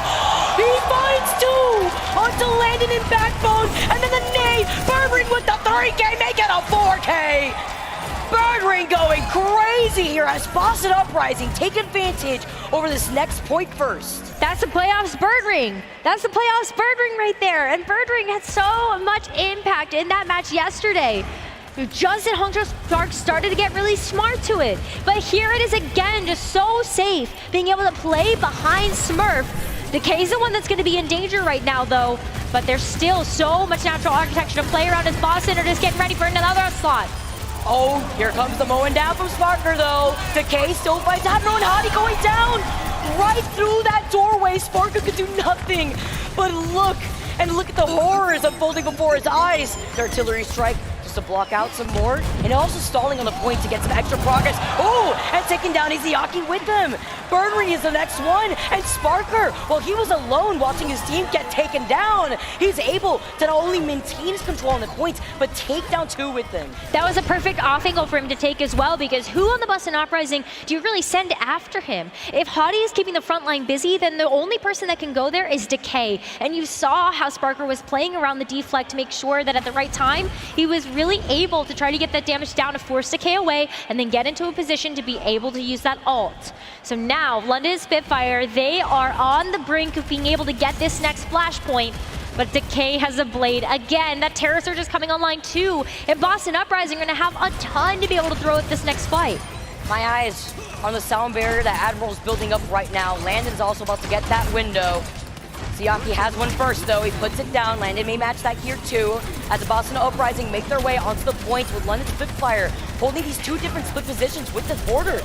Smurf just trying to take care of it. He's got the Terror Surge. The Shatter comes out to find Birdring just exactly where Smurf wants them, on a silver platter to take out Backbone. Decay goes in with the dash and the reset as Birdring finishes them off. They lose out on Lijiang, but it's fine. He'll come right back in with the sound barrier going on to the next point. Smurf is such a Giga Chad. Have you noticed every time he gets below half HP, he sees an amplification matrix in the way and he's like, I do not care. I know my team is behind me. I know I'm gonna get the resources that I need, and he just walks right into them. Oh, London Spitfire trying to approach it from the high ground, originally jumping down with that sound barrier. The lamp used up to help on Sparker, the photon barrier to buy in space. Overtime ticking away as they're not trying to give this up. They flip the point right back, and Hadi finding two. Boston Uprising, only with Decay left, are able to take this right back as London Spitfire with the hands of Hadi swinging the hammer. There we go, Ruins going over to London. It's tied up 1-1, and now we go over to our third flashpoint on Surasa. We're heading down to the lower right-hand corner to go to Garden. What a beautiful flashpoint. And what a great placement here for the Boston Uprising as they get a chance to get there first. Also rather open to allow a lot more rotations off the Symmetra teleporter, something that the London Spitfire are going to take advantage of, even if the Boston Uprising have that positional advantage coming out of their spawn. Here comes the artillery now from Sparker. Hadi comes in with the Shatter, but Izayaki is trying to put down the Immortality Field, but it wasn't enough. The artillery strike to follow up, not only to delete the Immortality Field, but to take two down with them. The answer and option select from London Spitfire is Chef's Kiss. You talked about the open space. Look at how they use the Symmetra teleporter there to be able to teleport behind the team. And then who would have ever expected that? Birdring is sitting right in the front and they dish it back at them with the artillery strike on top. There was nowhere for the Boston Uprising to go. But now it's time for Boston to see if they can dish it right back. Actual insane as Decay activates the blade. He's incredibly low. Ooh, that deflect. Staring Landon in the face like a mosquito before managing his way right around the corner beyond the wall, gets the dash, finds Hadi. Even if Hadi takes care of Izayaki, that is fine. Still have Lijiang gone for stability. The sound barrier from Admiral, what? Just to keep themselves alive, but I mean, they're just stalling for as long as possible at this point, but was it worth it when the Uprising are about to get the Terror Surge and then have a sound barrier of their own? No, I don't think that was worth it at all. It felt like in the moment, Maybe there was a glimmer of hope to be able to stall the point long enough that you get it into last fight territory, but you called out why that is so impactful, because now that is off the board for this Terror Surge, and London have had some trouble being able to fight past this. Well, they know what he wants. Every single time he approaches for the Terror Surge too, he always goes in with the jab spin. Everybody in his hands. Finding Hadi in the side room with the rest of the London Spitfire holding their spitting is right back to the spawn. Birdring finishing them off with the 3K, and Boston Uprising retake that point. And that's exactly why you just want to be able to have any sort of extra sustain. That Immortality Field went down so early, and that Photon Barrier, you can just walk through that and past it. And now the Amp Matrix. Oh, burns them down right through the window. Birdring getting enabled here, and Smurf holding forward to find Landon and Sparker. The crowd giving them their energy as they're going to be able to recontest again. 99%, nobody left from the London Spitfire to find their way onto that point, so it's on to the next one. Boston Uprising are sitting at flashpoint match point. We're heading back down to Palace, and let's see. I mean, London Spitfire, they do have some tools to work with. You got the wombo combo again. See if the Earth Shatter and the Artillery Strike can be enough to be able to bully the Boston Uprising off of this point. But they've got to strike first, they've got to strike hard. Artillery Strike, oh, Hadi fighting Ghost, sending the Fire Strike up in the air. Artillery Strike coming in from the high ground here too, from Sparkle before approaching. Here comes the Artillery Strike answer from Birdring. Hadi though sees him in the corner, wants to get into position. He wants that shatter so bad. Here it goes! Finds Smurf and Birdring! Iziyaki at the lamp, but it's not enough.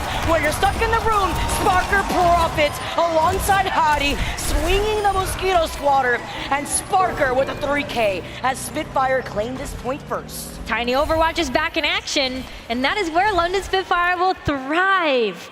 Able to capture this point first, and now to be able to try to match the flashpoint advantage, they have to be able to keep control of that. This time around, I want to see Admiral be able to use the sound barrier just a little bit more reactively, especially when he's been really good at being able to get those online after Lijiang has already hit his. So you know that you have the extra sustain as long as the rest of London Spitfire can stay alive.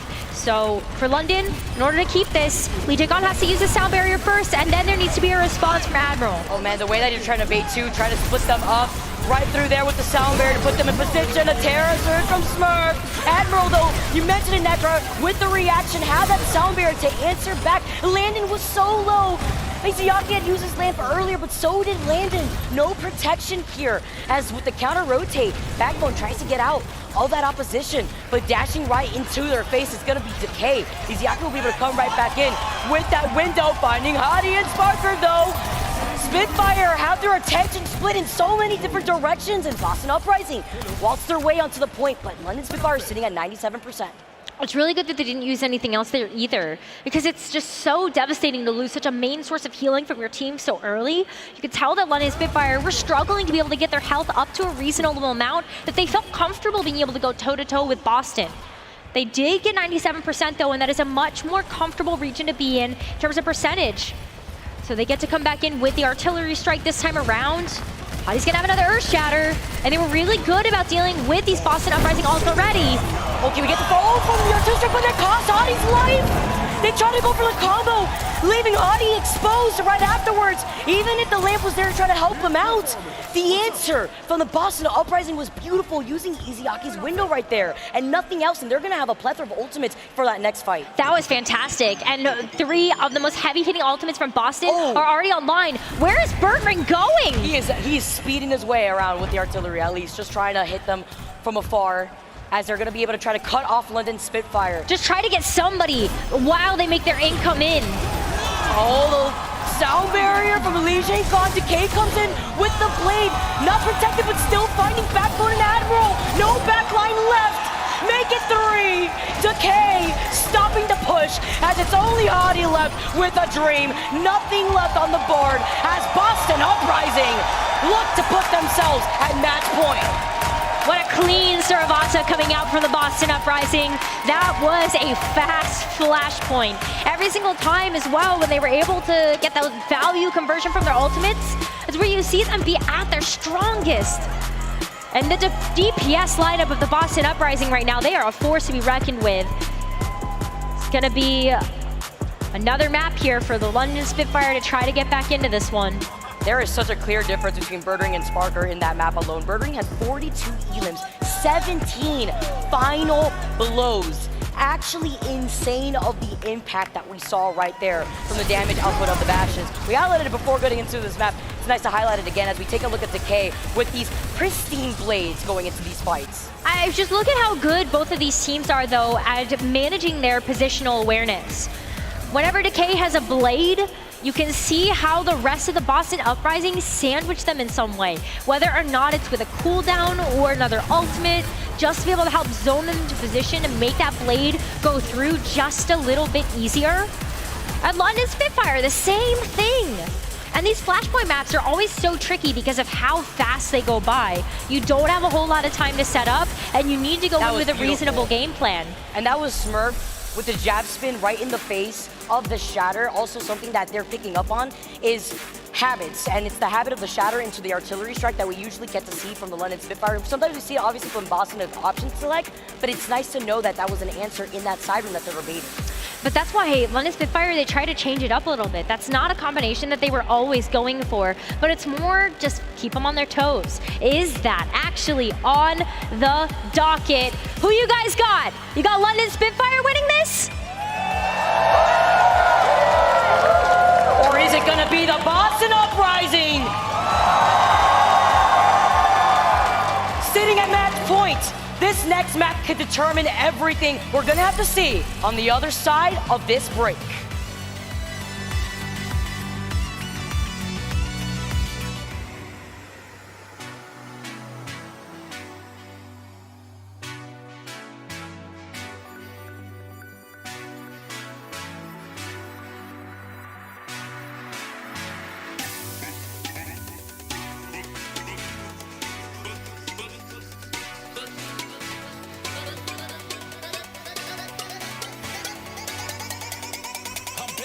I'm back strong.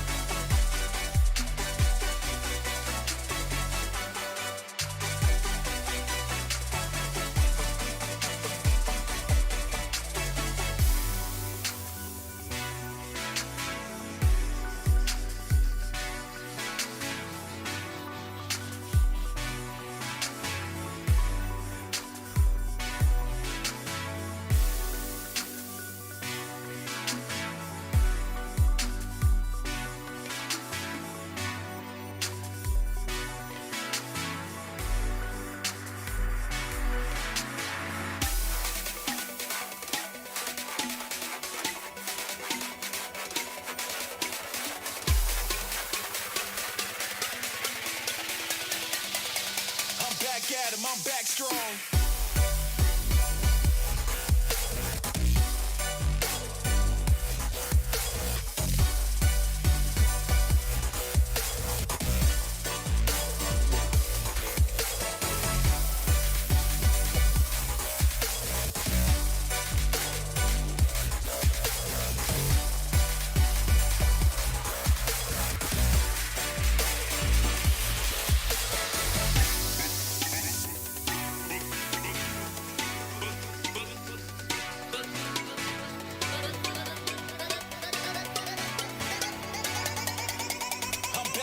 I'm back strong.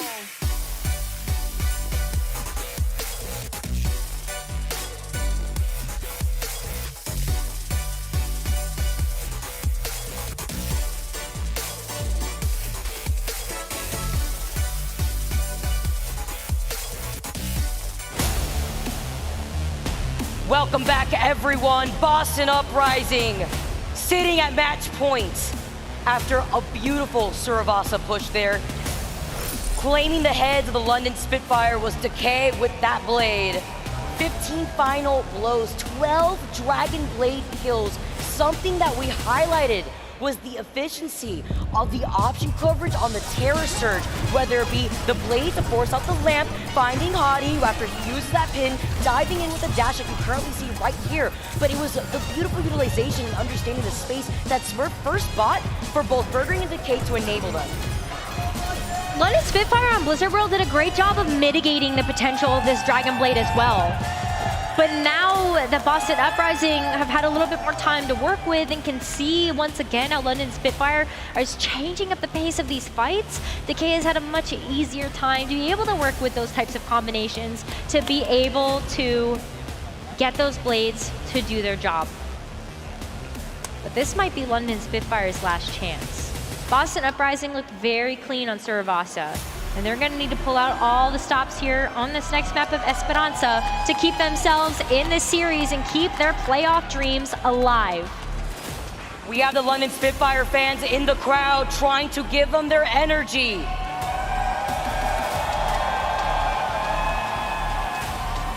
Oh, come on, I know there's more of you out there. Let's hear it for the London Spitfire.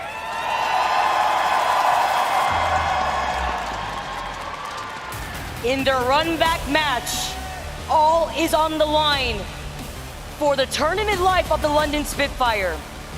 The winner of this match gets to join Spark and Florida in the top 4. Have to see what happens next. I like to see the positivity on the London Spitfire's face. I love back when he was smiling. We got to tune into him real quick there. And we are moving on to push. We're going on to Esperanza. Esperanza is a great map choice here for the Spitfire. This composition has worked wonders when it comes down to the use of the Symmetra to be able to navigate around these more open corridors of the map, and we've seen them pull out some major comebacks on this map in particular. But Boston Uprising, like, how much more can you outsmart them?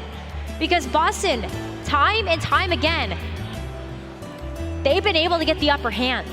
That's been 2 matches in a row, and Boston Uprising are staring down the barrel of completing this map and being able to make it forward to that top 4. They can taste it. They're hungry. They know the weight of this match and what it means for them and their team. And trying to play into their strengths here. Going into Esperanza, they're going to rely on the teleport like we saw in Surasa, where they're going to be able to take control of the high ground as quickly as possible for those counter rotates, for that positional advantage. And also to highlight the fact that they originally did try to go to New Queen City when they first played off against the Boston Uprising day 1, and that did not work out for them. They actually got dominated, so taking a different approach with a similar game plan here. Esperanza's been great too because it's been a very classic dive map. But what London Spitfire have been able to bring to the table is just playing to their own game. We've seen them run this composition even on other classic dive maps like Gibraltar. Who would have ever expected to see a Reinhardt sim comp on a map like that where London Spitfire were able to get the edge? But here we are in the neutral. The gates are open, the teams are ready, and they're fighting over this push bot. Oh, Smurf. Playing his life on the edge real quick. Ziaki and Lijiang getting caught in the fire strike before backing away. Decay incredibly low while Lijiang a little aggressive by the wall here. But it's playing around that next corner, trying to take control over the spot here down the middle as Smurf tries to isolate Hadi. I love that with the jab spin, pushing him away. Forced out Landon to use the lamp early to save Hadi and isolate the London Spitfire backline. In that moment, Izayaki already had the window, and that's just profits. All the stocks going in favor for the Boston Uprising. Boston have been so good at recognizing when the immortality field is out, when to focus it down, and when to be able to pick up those kills. And so now they get a chance to take control of this bot and start to round this first corner before London Spitfire can come back. You can see Smurf already walking up to meet them so that it's harder for them to even get through that insane front line. Smurf has a ton of overhealthing shield that's going to be really rough to be able to work through, especially when that javelin spin is online. Smurf is so scary. Fighting in this side room right here as Burgering activates artillery. Waiting to see Spitfire with the retaliation of the lamp, but Sparker takes up too much. Smurf having them right where he wants them with the 4K. Once again served up for Smurf to feast on. Boston Uprising specifically, Smurf having such a great opening to this game. And Smurf is feeling himself too. You can tell how much confidence he's able to walk into these fights with. And with that team fight win, Boston Uprising have already captured that first checkpoint. They are halfway to being able to get this victory. But Hottie coming back with a vengeance. Oh, the answer back, allowing Sparker to have an open field day, following up from that shatter and still holding on to all their other ults going into that next fight. That is so big. All they needed was the Earth Shatter there, so they have a plethora to be able to respond. And they've been good at doing that. But who's gonna hit those skills first? Is it gonna be the Terror Surge? Boston Uprising like to play a little bit patiently, waiting for London Spitfire to throw something like the Amplification Matrix out, and then walking right into it. Look at Smurf trying to get in position, but Burger Daddy down! Oh, this is just gonna allow Sparker to get a double with the nade onto the back line. Found 3 into that entire engagement while Hottie finished off the rest of the Boston Uprising. London Spitfire with another dominating team fight win, whilst, by the way, still holding on to that sound barrier. Yeah, like, are you kidding me? Sparker was able to just throw that nade into the back line and was able to pick up 2.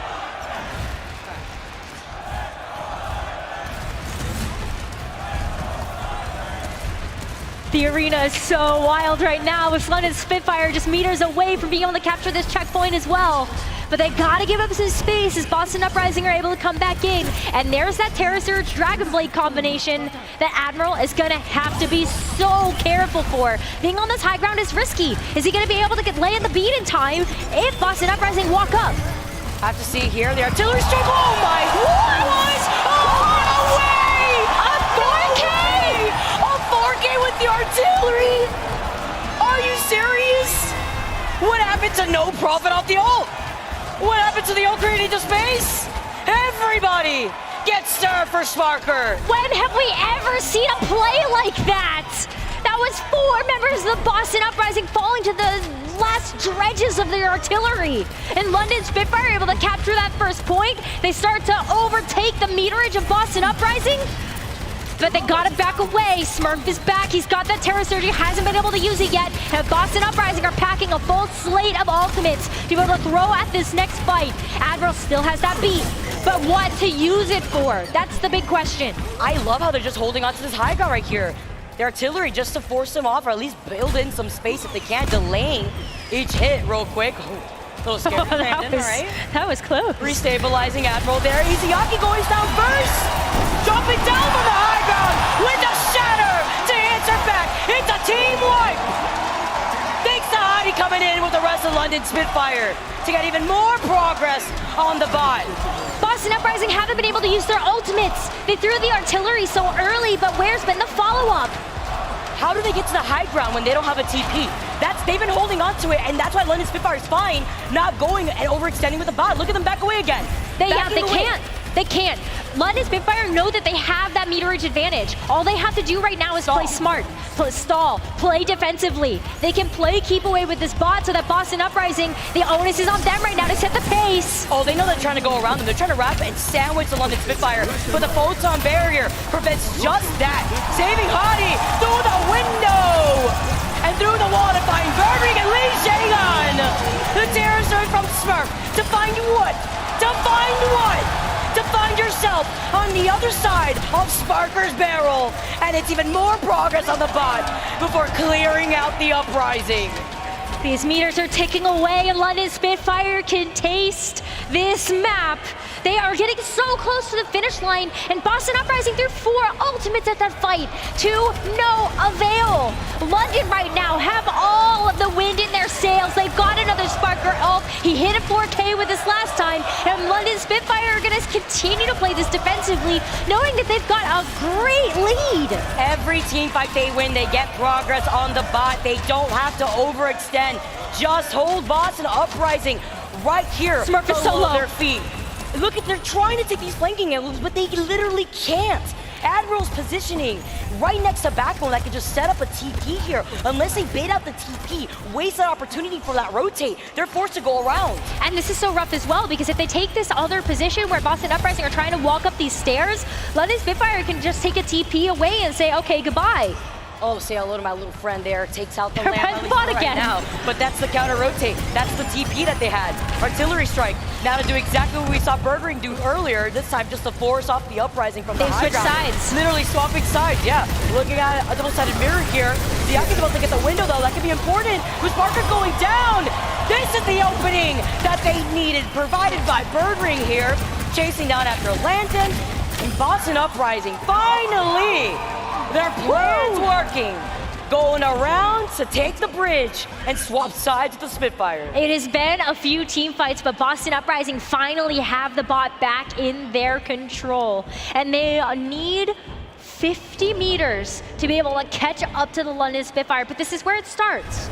This is where it starts. They got to get to that first checkpoint. They got to start pushing, but they can't yet because London Spitfire were able to come back so quickly with those forward spawns. So Boston, though, they're set up right now, but they'd love to be able to get this artillery down with the Terra Surge. But London. Oh, and again through the jackspin again, it happens. But they use the TP to get out immediately, shaking it off. And they are also wasting the window that was used from the Uprising. Photon Barrier to re-engage here from the Spitfire. Going around the bot. Less than 2 minutes now on the clock, and Uprising have 3 ults to work with, almost 4 with the Cave Blade. Here goes the Terra Surge, and with the sound barrier to keep the Uprising in this aggressive state. Hadi has his barrier broken down, Barry comes in, the damage is done, and they retake the bot with the limited time bank that they have. But now Boston Uprising are set up into a much better position for themselves. It took them a while to get the ball rolling, but now they've got the Decay Blade. How much has he been able to pop off with these before? And Burgering also able to help zone off the London Spitfire so that Boston Uprising can get so close. Nobody can touch yet. And Backbone is down! Oh, with Backbone going down, and the Blade follow-up, the dash, finding it from Decay as he activates the Blade. Trying to force the Spitfire to back away. How are you kidding me? The Boston Uprising, with this limited time bank, have now surpassed the Spitfire on this bot. They've made a great comeback, but it's not over just yet. 50 seconds remaining. Boston Uprising have the Amp Matrix, but London Spitfire behind them. Hadi is down! Oh, he went forward, beyond the window of his own team, into the face of the Boston Uprising, but the answer from Sparker may have been the answer here that they needed. Admiral and Sparker clear out the Boston Uprising, avenging Hadi. Hadi was a bait there. Boston Uprising fell for it.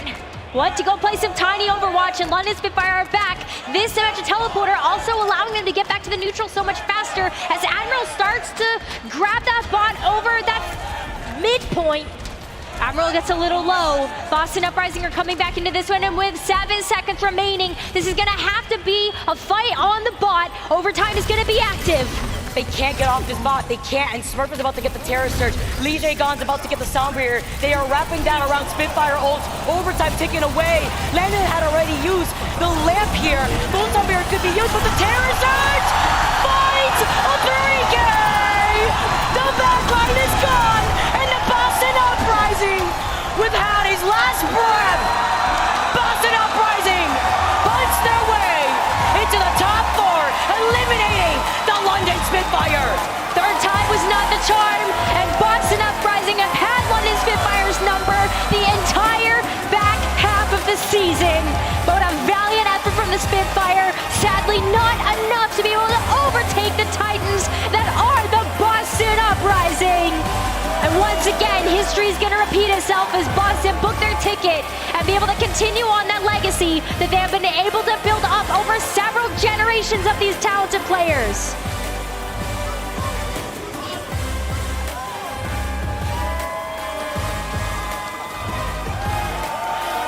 Giving a round of applause to the Boston Uprising as they sit alongside Spark and Florida in the top 4.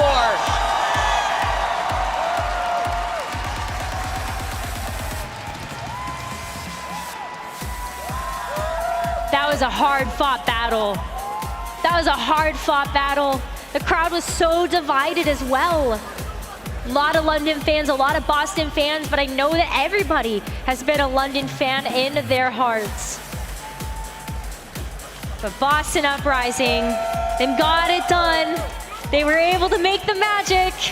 And with the man at the helm, it's Smurf, your player of the match. The actual legend himself won Roll Star for Tank back in 2022. 2020 Grand Finals champ. Can he do it again after this insane performance, finding the answer to the team that was loved, running the Reinhardt together, and with this adjustment, enabling the rest of the Uprising, finding these answers even on Esperanza when they had to go for a flanking position to grab onto the high ground. Beautiful Terror Surge utilization, the Javelin at the very end, yeeting it. Those Terra Surge kills, though. Like this is just Esperanza, but Terra Surge was just such a powerful ability for Smurf. And it makes and takes an incredible tank player to be able to bring it to one of the most legendary Reinhardts in the entire world. It takes a very special player to do that and a very special team to have cracked the code, and Boston Uprising are the only team to have been able to do it. Taking it again, 3-1 by the way. Actually insane to see the script continue on in the domination for the Boston Uprising. Again, congratulations to the London Spitfire for making it so far, sticking true to their guns, but it's the Boston Uprising. I'm gonna toss it over to the stage with an interview with Lijiang. Vicky and Necro, thank you so much. Yes, I am here joined by Lijiang from Boston Uprising. Everybody, give it up for Lijiang. Hello. Hello, hi. How are you feeling? 어떠세요 지금 기분? I'm good. You're good. I mean, you look great on stage as well. I mean, when you were playing against London Spitfire. Talking about London Spitfire, this was your third time going up against them, including the play-ins and of course the playoffs. How did you feel going up against this time around? Were you really confident because you guys already have beaten them twice already? 자, 첫 번째 질문은 오늘 승리 축하드리면서 이번이 런던과의 세 번째 경기거든요. 플레이인까지 통합을 해서 오늘 경기 들어보면서 좀 어떠셨는지 궁금합니다. 일단 벌써 두 번 이겼기 때문에 조금 좀 쉬울 거라고 예상을 좀 하셨나요? 사실 이제 런던이 이제 한마디 하기를 이겼을 때 다시 만나면 저희를 이길 수 있다고 한 3번 정도 얘기한 것 같은데 그건 조금 이제 아직 힘들지 않을까 런던 입장에서. If I could borrow London's word, I remember every time we beat them, they said that if we face Boston again, we could beat them. But I mean, it didn't really. It was pretty difficult fight for London all throughout, and it was. You guys beat them 3 times. You guys were the better team. Let's look into the future now. You guys are making into the semifinals, and your first opponent in the semifinals is Florida Mayhem.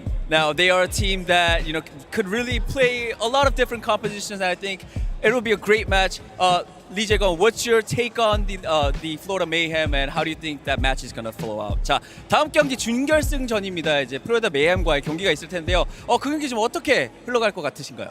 아무래도 지금 메임 같은 경우가 제일 강팀이라고 생각하기 때문에 좀 많이 준비해야 될 것 같고요. 지금 오버워치 현 메타가 조금 물리고 물리는 조합이라고 생각이 돼서 많은 조합이 나올 거라 예상이 됩니다.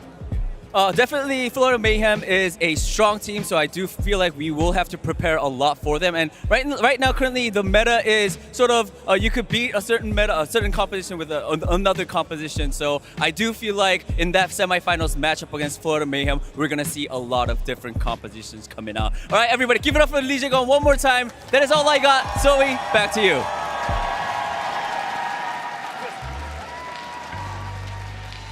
Thank you so much, Danny. Congratulations to the Boston Uprising as they're moving on in the bracket. What a match it was. It was great to see the London Spitfire fight back. They did fight hard to get here, and they have an army of fans supporting them. Unfortunately, this is where their playoffs journey has to end. But we have to talk about the match we just got to witness. How did Boston Uprising manage to, do it 3 times to them? I mean, Smurf on the Orisa has just been sensational in this matchup, and has had Hadi's number for most of it. The Fortify to prevent the Earth Shatters from getting any kind of value, the Javelins as well, the Terra Surge here, combining at some point with Birdring as well, dropping the Bastion ultimate. I mean, the Boston Uprising, they just know how to navigate around the London Spitfire here. And it's very difficult for London Spitfire to take any of these engagements, right? You can teleport around all you want, and you can try to utilize Hadi's hammer, but Smurf is going to stand in your way, and it's really hard for the Reinhardt to get any kind of value in this tank matchup. I feel that Boston, in every time they played the London Spitfire, yes, London came with adaptations. Yes, they knew how to adjust their style, but Boston was improving at the same rate and even faster, continuing to surpass the London Spitfire, putting their individual mechanics on the line, taking those gambles and winning them time and time again because these players are just so effective at what they do. I saw more and more of these ult combos coming out with the Terra Surge. Even Lijiang getting in there on the Terra Surge, booping the whole team of the London Spitfire into a position they don't want to be. Really, those innovative level of plays, we didn't see that from other teams trying to make this comp work against the London Spitfire. And you've got to give Boston props as the only team to have answered the London Spitfire confidently. A couple other teams were able to beat the Rhine comp, but it was never as sure-footed as it was for the Boston Uprising. And so I think for Boston, it's time to move on. It's time to look forward to that next match against the Florida Mayhem. That's going to be a very tough one, but I have the confidence in Boston as an adaptable team, potentially even to give the Florida Mayhem a challenge. I think that's going to be an electric semifinal. As the only London fan, I gotta shout out my London boys really quickly. I mean, I think everyone, to be honest, everyone loved watching London Spitfire. They're such a joy to watch. They're so fun to watch. And on top of that, I feel like they're special because I think they teach us a really important lesson about Overwatch. It's sometimes if you trust in your teammates and if you're really confident in what you could really play good, then run with it. And even if it's like a off-meta, I guess, composition, you can make a deep run even into the playoffs, just like London Spitfire has shown, right? They're top 6. They made it here with only using Rhine Rush, and I think that's a big statement. Yeah, I mean, look, this was a team that really was struggling to start the year. This was a London Spitfire team that was trying to play a composition that wasn't necessarily their go-to composition. Hadi struggled on the Winston, and they couldn't get these dives going. But picking the Reinhardt composition, they know that's their bread and butter from their 2022 season as well. They were just way more comfortable and looked way more relaxed, right? The pressure was off their shoulders. They were having a great time. And that's what the power of friendship gets you all the way to the playoffs here in Toronto. I mean, there was an interview when we were back in the studio over in LA. They did tell us in a post-game interview that the other compositions didn't work for them, and having to play compositions they're not even comfortable with, they're not having fun. With the Reinhardt composition, yeah, they lost some games, but at least they're having fun whilst doing so. They were here vibing, the audience was vibing with them. They rolled with their own style all the way to the playoffs, and you can't help but to love what you got to see from the London Spitfire. Incredible season, incredible end to the season. The journey ends here. Let's take a look at the bracket to know exactly where we currently are at for our grand finals. We are getting ready to get the last pairing. Hangzhou Spark currently waiting for their opponent, and we now know that the Boston Uprising will have to face off against the Florida Mayhem. Those two teams were in the top 4 of the West. They were battling each other out together with Atlanta as well as Houston Outlaws out there. So it was electrifying all season long. We finally find out who will come out on top and in what great fashion then in the postseason, right? Now, before we are heading into the next match between Houston Outlaws and Dallas, we want to once more shine a light to something that we've been all enjoying so much all season long. And of course, talking about fan art. We've got plenty of artists here in the building and also at home. You guys submitted amazing content all season long, and you can keep on submitting your gallery, your art into our gallery for a chance to be featured on the show. We also have an art station right here in the building, so make sure to, get those signs out. Rakatak, I see you, we see you. That's right, lady. What else? What else we got going? Fan signs are just one of our absolute favorites things, aren't they? That's a fantastic sign. That's a fantastic fan art. Hello and welcome to the Overwatch League Fan Art Collection. This is going to be a celebration of the artists in our community showing their love for the Overwatch League as we head into the playoffs as well as the grand finals. And joining us to help commemorate some of the league's most memorable fan art is no other than Overwatch 2's very own senior character artist, Rakan Kamash. Rakan, thank you so much for joining us. Of course, super happy to be here and excited to look at all the awesome work that the fans have made. The first artist I want to take a look at is Angela. Angela has been sending in so much throughout the entire season and the prior seasons, actually, for the last 6 years. If you're watching the league, then you will know exactly what this is about. The desk friendship in the Overwatch League ended with Costa. Jake replaced him for this season. Costa went into casting, why ever he would leave us. So we kept on making fun about that. So it was really funny to once again have a quick turnaround mockery, but in a drawing. Look at him sad and lonely down there. As he should be. As he should be. Why are you leaving the desk, my bro? We, for Pride Day, decided to be a rainbow. So we assigned every person a color. Unfortunately, Jake came in like this super dark olive green, which it barely read as green. I did not hit him with a newspaper, but I should have. He would have. I mean, she captured that very nicely in there. Like you can see the movement, it's happening. The next one, this beautiful piece of a diva, which is so cool to see. That's awesome. I love what she did here. Right away, you can tell it's Diva. I love how she changed the eyes. Like they look super dark and mech, you know? All the details on the suit, awesome. Absolutely in love with this one.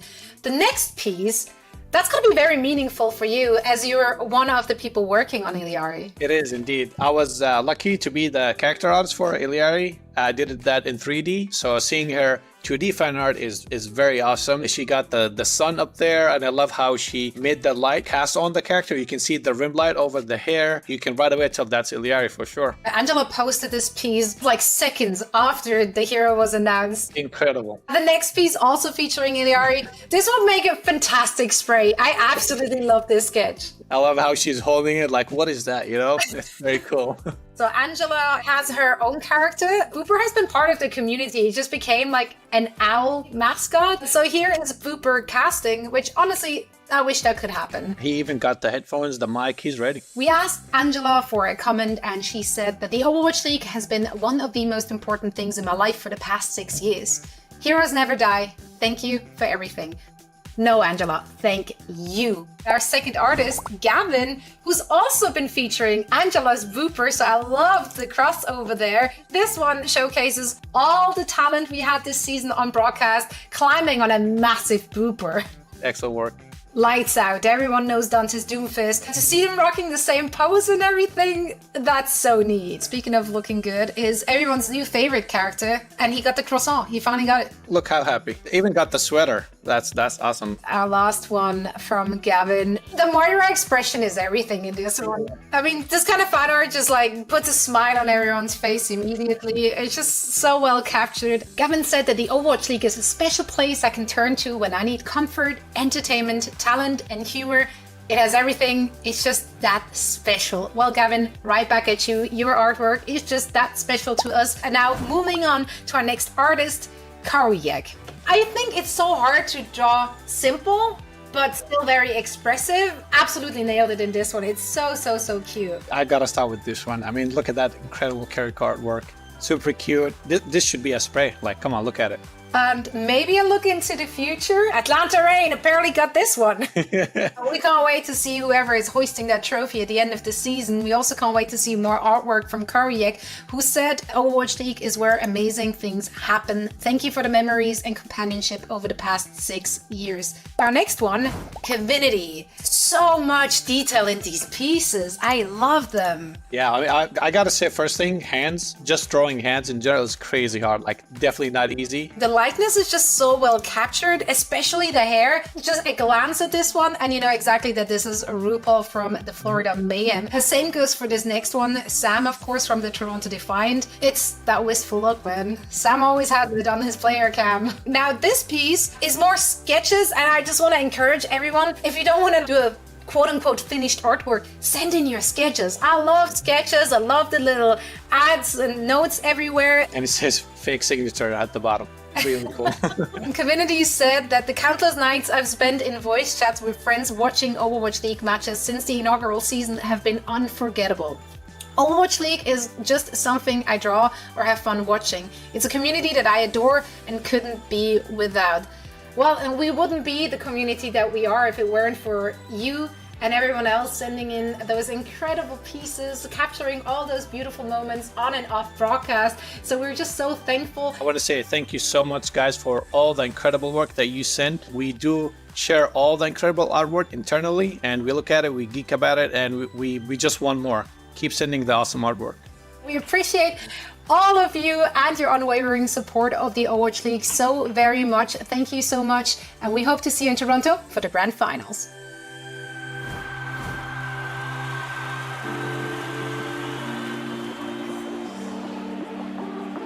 Hello, welcome back once again. Hello, it is us. It is Zoe, it is Danny, Jake, and Johnny. We're here to break down all the action.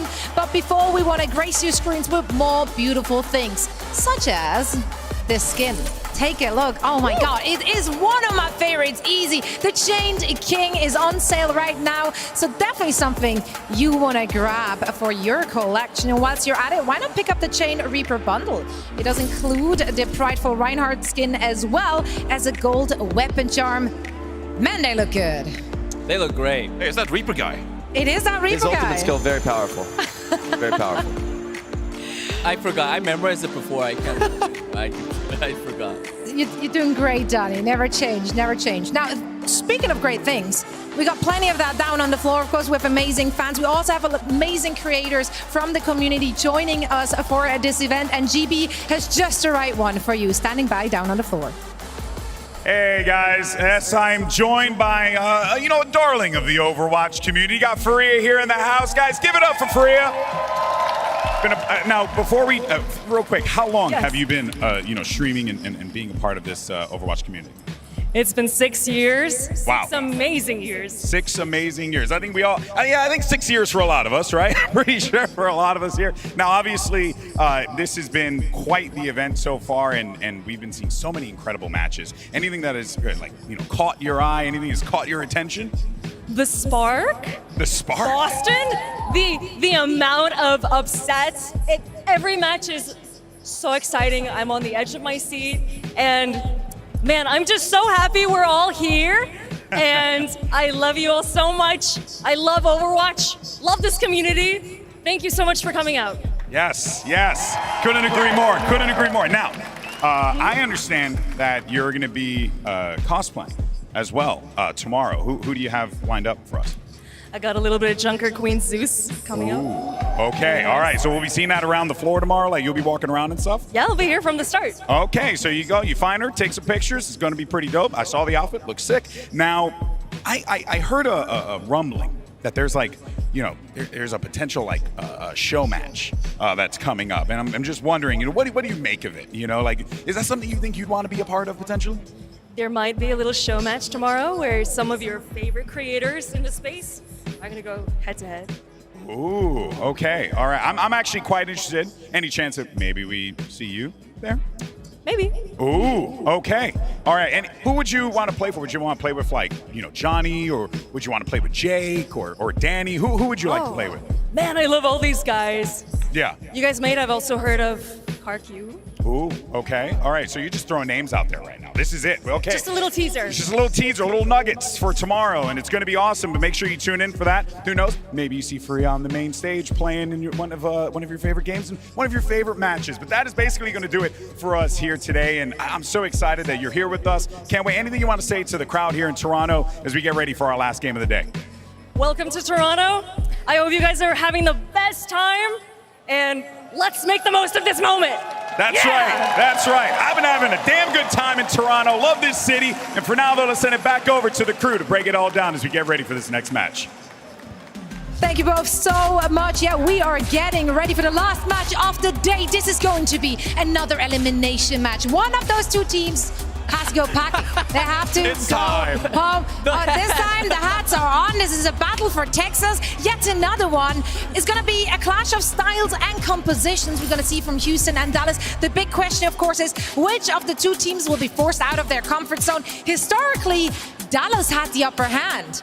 But if we're looking at the two teams and their season, how have they been looked so far? Who has the better chances? Let's start with Dallas here and discuss what we've seen thus far. I mean, Dallas fueled so far. They came into this tournament as a bit of a Zarya one-trick, perhaps. Of course, you have Hanbin at the tip of the spear, right? Of course, you want to pick these Zarya compositions. But yesterday against the Florida Mayhem, they fell a bit flat and maybe swapped over to the Sigma for a little. Maybe that can be a route for them if they want to make a deep run here in the playoffs. So really, Dallas Fuel, I think they came into this playoffs considered a bit of a one-trick with the star composition, but I think they are a lot more versatile than we give them credit for. Yeah, I think you have to be watchful of all the swaps Hanmin can make. He looks great on the Queen, great on the Sig, but I think Houston, they have exactly the tools they need to match it. For me, Fearless, his flexibility, his Doomfist has been very consistent this series and overall in this season. And so to see him playing that hero, I think gives Houston the chance to beat anything. But for Houston to really be dominant in this series, I want to see them leverage Bernard, especially with how effective Mayhem's Sigma comps were against the Zarya that, Dallas Fuel, of course they want to run. Of course they want to put Hanmin on the Zarya. So if you're Houston, you're flexible, you're not worried about playing these different comps. Just put put Dallas in a spot where they can't play their comfort picks, and they're going to have a really hard time matching the raw skill of this roster. I mean, Jake, there he is. Starting lineup. I'm happy to see this. Another player, though, I really want to mention for the specific matchup is all of the comps that we've seen so far from the Dallas Fuel are incredibly vulnerable to Echo, and I think Pelican is one of the best to ever pick up that hero. So I want to see Pelican on the Echo as much as possible in this series. I think he could tear them apart, honestly, on this hero. Typically, the Fuel's comps have not run answers to that hero, and I think that really sets up Pelican to have a player of the match performance and carry his team straight into that Grand Finals match tomorrow. Johnny, let's take a look at the opposition here and their starting lineup. What do you want to see from the Dallas Fuel today? Yeah, for the Dallas Fuel, I do think that you can lean on this Zarya if need be. But once again, I really do think that Sigma will actually come into play here. We saw already that the Houston Outlaws, they struggled when they played against Florida Mayhem when they brought out that Sigma with the Baptiste and the Brigitte. Now, this is a bit of a different kind of Dallas Fuel, right? Because you have Bliss, who loves playing the Lucio and has had a fantastic rookie season over in the Eastern region. But Hanbin here on the Zarya, if they can play with pace, play a bit of a brawly kind of style here, kind of similar to the London Spitfire, quite honestly, playing the Baptiste and the Lucio, maybe that pace will actually push Houston Outlaws to the brink a little bit. And again, if need be, if you don't feel like this Lucio makes sense, I think that Dallas Fuel, the fact that they were willing to change up yesterday mid-match against the Florida Mayhem, that actually shows that they're not that committed to the Zarya composition. They're willing to change things up on the fly if they really feel like it. And to me, that is a strength. That is a strength in this playoffs when the meta hasn't settled and we don't really necessarily have all the answers. Even though we get the semifinals and the grand finals tomorrow, we don't know what composition will be required to win this entire thing, right? So Dallas Fuel, being able to lean on the Zarya composition, but also being actively willing to change things up if it doesn't work out. To me, that speaks of greatness. So Dallas Fuel, you gotta keep on guard for the compositions that they can bring out. I mean, yeah, they made adaptations, but both those teams lost against the Florida Mayhem. So I'm just going to use the Mayhem for scale like an actual banana. And if I do that, I felt like Houston did look better in comparison. So if we're looking at the predictions, I had to go for the Houston Outlaws. Many of the reasons you've already mentioned. We just know what that roster can do, the depth those players have, the versatility they have shown as individuals, and just the star caliber there as well. I mean, can you doubt Fearless? I can't. He still lives in my golden frame in my living room next to my family photos. Fearless, now Bernard, and I just gotta say, Shu and Violet. I'm going with the Houston Outlaws for this one. I agree, Danny. I think the roster tells the whole story. There's a serious difference in strength here.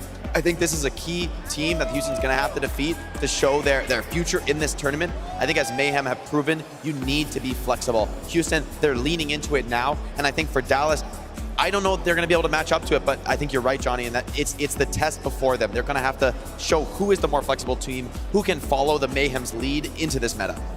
Houston Outlaws have looked amazing all season long, but I'm going with the Dallas Fuel in this one. I think we're going to have a bit of a compositional diff on our hands here today. Bernard, you just signed him right before the playoffs. There's no guarantee that Bernard is going to come in here and just style on the Dallas Fuel. Nah, I don't buy it. No, I will Sigma personally Symmetra guarantee. Bastion. I'm cheering for the London Mayhem Sigma Symmetra Bastion comp. That is the Dallas Fuel. Right, you sounded really convincing there, Johnny. Really convincing. Well, there's only one way to find out which of the two teams will come out on top, and that is, of course, to play it out on stage. Let's go ahead and welcome your first team to the stage. The Houston Outlaws!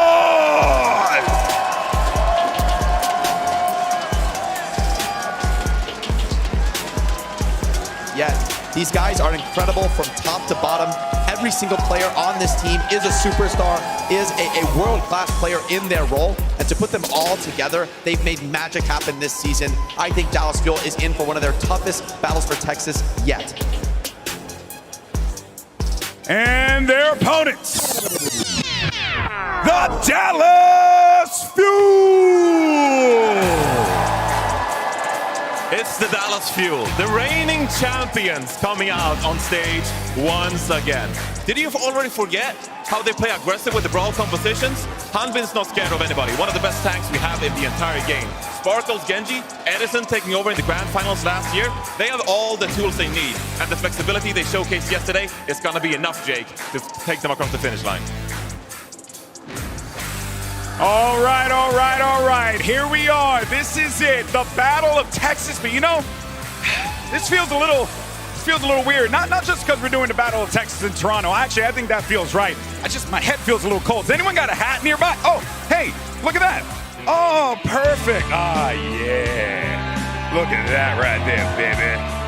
Now, question is, can I get a yeehaw? Can I get a yeehaw? Let's do it again. Can I get one more? Yeehaw! Well, I think you got it there, folks. The crowd is ready to go. We're excited, so let's send it back over to your casters. You got Lemon Kiwi and Leg Day. Yeah, yeehaw! It's the Battle of Texas taking place up north, cold in Canada. What a better way, a rematch of playoffs. Last time in the upper final, and they meet again after being far apart for so long. Yeah, it's been so long that these guys have not been able to face each other. Fearless has been separated from most of his former family, because this might be one of the longest running rivalries in the Overwatch League between these franchises, but now it's personal as well. Fearless was split off from most of a championship winning roster and struck out alone with the super team that was the Houston Outlaws.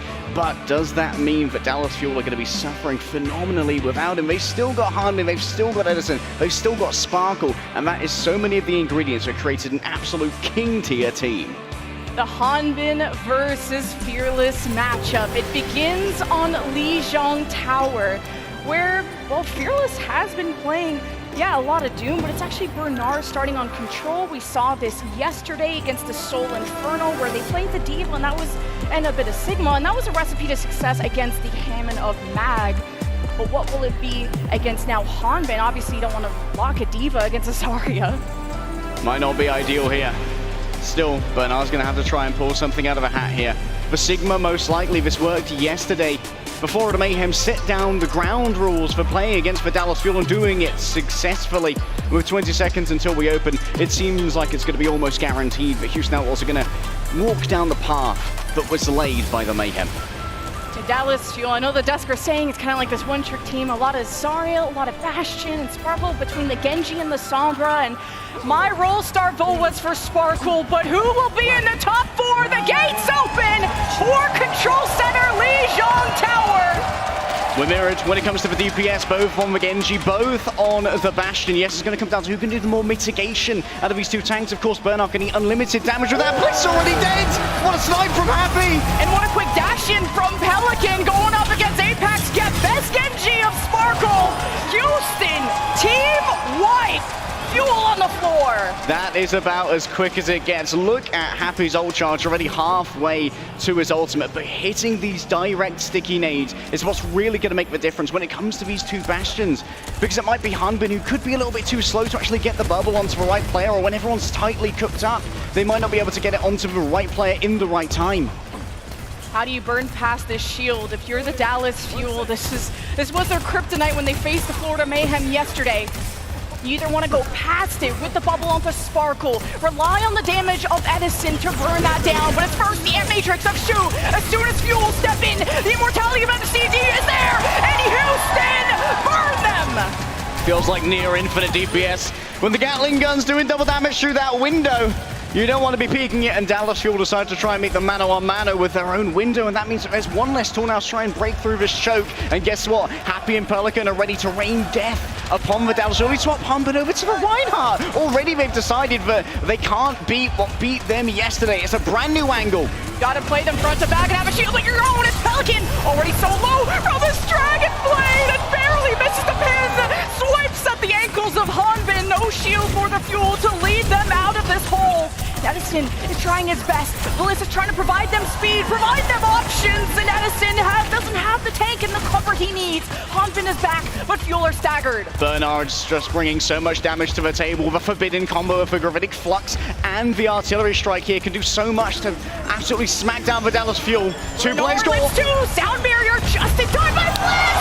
Combined by the artillery of Happy and Fuel! The R is sad! It's 80% plus for Houston. Are Fuel gonna do anything? The mitigation simply ain't gonna work. We're into dire straits. Yes, Outlaws have used everything that they have, save the window that will be available soon. But Sparkle's been picked, so his Dragon Blade won't be able to get here in time. Someone needs to make a mad dash for the point, and it's Hanbin who's responsible for this alongside Bliss. Bliss is already dead. Next up is Hanbin punching in, reconnects with his support of MCD. They have a window, but someone has to touch next. It's Sparkle dashes in. A lot of damage coming out of Shu, and Sparkle gets nothing. Edison at least breaks through with some artillery. 99 for Houston. Bernard so low, protecting that front line, and it's Fuel that has some inches and some miles to go. And they'll cap the point, show some signs of life. Huge clutches from Hanbin, sweeping aside the Houston Outlaws, who played a little bit too reservedly there on point, allowing for Dallas Fuel to claim a huge amount of space without having to pay the troll toll that Bernard would usually exact. But now Pelican can strike back with his own blade, and if MCD is forced to use an early immortality field here by the tank form of Happy, then it could be curtains for Dallas Fuel. Hanbin can push up the aggression too. He has a meteor strike, but Pelican is already through. Cuts down Sparkle, 5v4, meteor strike. Hanbin is out of there, and so is Edison. And the Houston Outlaws off of a singular blade. And all the confidence and faith behind Pelican, Houston will get back the point. And Bliss is not alive to touch. Next up is Sparkle on the Tracer. Already dead in the water. And so are the Dallas Fuel. Your first round goes to the Houston Outlaws. Not the fortuitous beginnings that the boys in blue were hoping for, but Houston, oh, they are ready to ride into a semi-final sunset. They dream of reaching the final day. And Fearless from the bench may be regretfully having to cast down his former teammates into the pits of Tartarus. Quick replay here of how Bernard managed to tax every single one of these Dallas Fuel engages. The second they were on the back foot, it was so easy. Great placement of that Gravitic Flux too. It caught the entirety of the corner. You know, there was that inch where MCD and Bliss were trying to hide, and perfect timing as they're crossing in, combines with the artillery strike. You have no supports, you have no hope. Even with both of those defensive utilities and the sound barrier, you cannot beat the forbidden combo. A new look, it's Pelican on the Echo this time. Dallas Fuel are going to be mirroring the Sigma. They've done this multiple times before, and they made this adjustment a lot more quickly than they did against the Florida Mayhem, which was a big downside in their last match. Yeah, Pelican can take angles around, but has to be careful. Violet is going to be by his side, kind of like a budget Mercy, just packing Pelican, make sure he can stay committed, can stay aggressive. There is Violet there on the left. Dallas Fuel are okay giving up the space to the point. Now that Houston aren't really contesting it, Dallas Fuel go for the cap. Pelican in the line of fire, wanted to rejoin Bernard, who was stuck on the market side, does beat Hanbin. You got a tank on Houston. They can keep on taking that space, and Fuel might have capped, but they're not keeping it. Hanbin falling so low, just was not able to remain as a frontline, so Houston Outlaws can just pour into the point. Pelican may have died first, but it was a distractionary effort. All of the healing went elsewhere, and Hanbin was left with no one to help him. Only 35% ult charge, barely even got to fight. Now it's going to be a battle of two windows, yes, but Happy and Bernard are once again coming up to this forbidden combo that we keep talking about. It's so difficult to try and mitigate, and Dallas Fuel don't seem to have an answer yet, despite being farmed by it yesterday against the Florida Mayhem.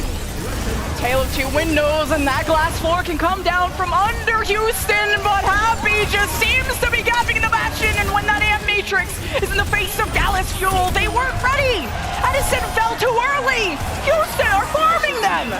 Only 7 kills in this entire map so far for the Dallas Fuel, compared to 34 for the Houston Outlaws.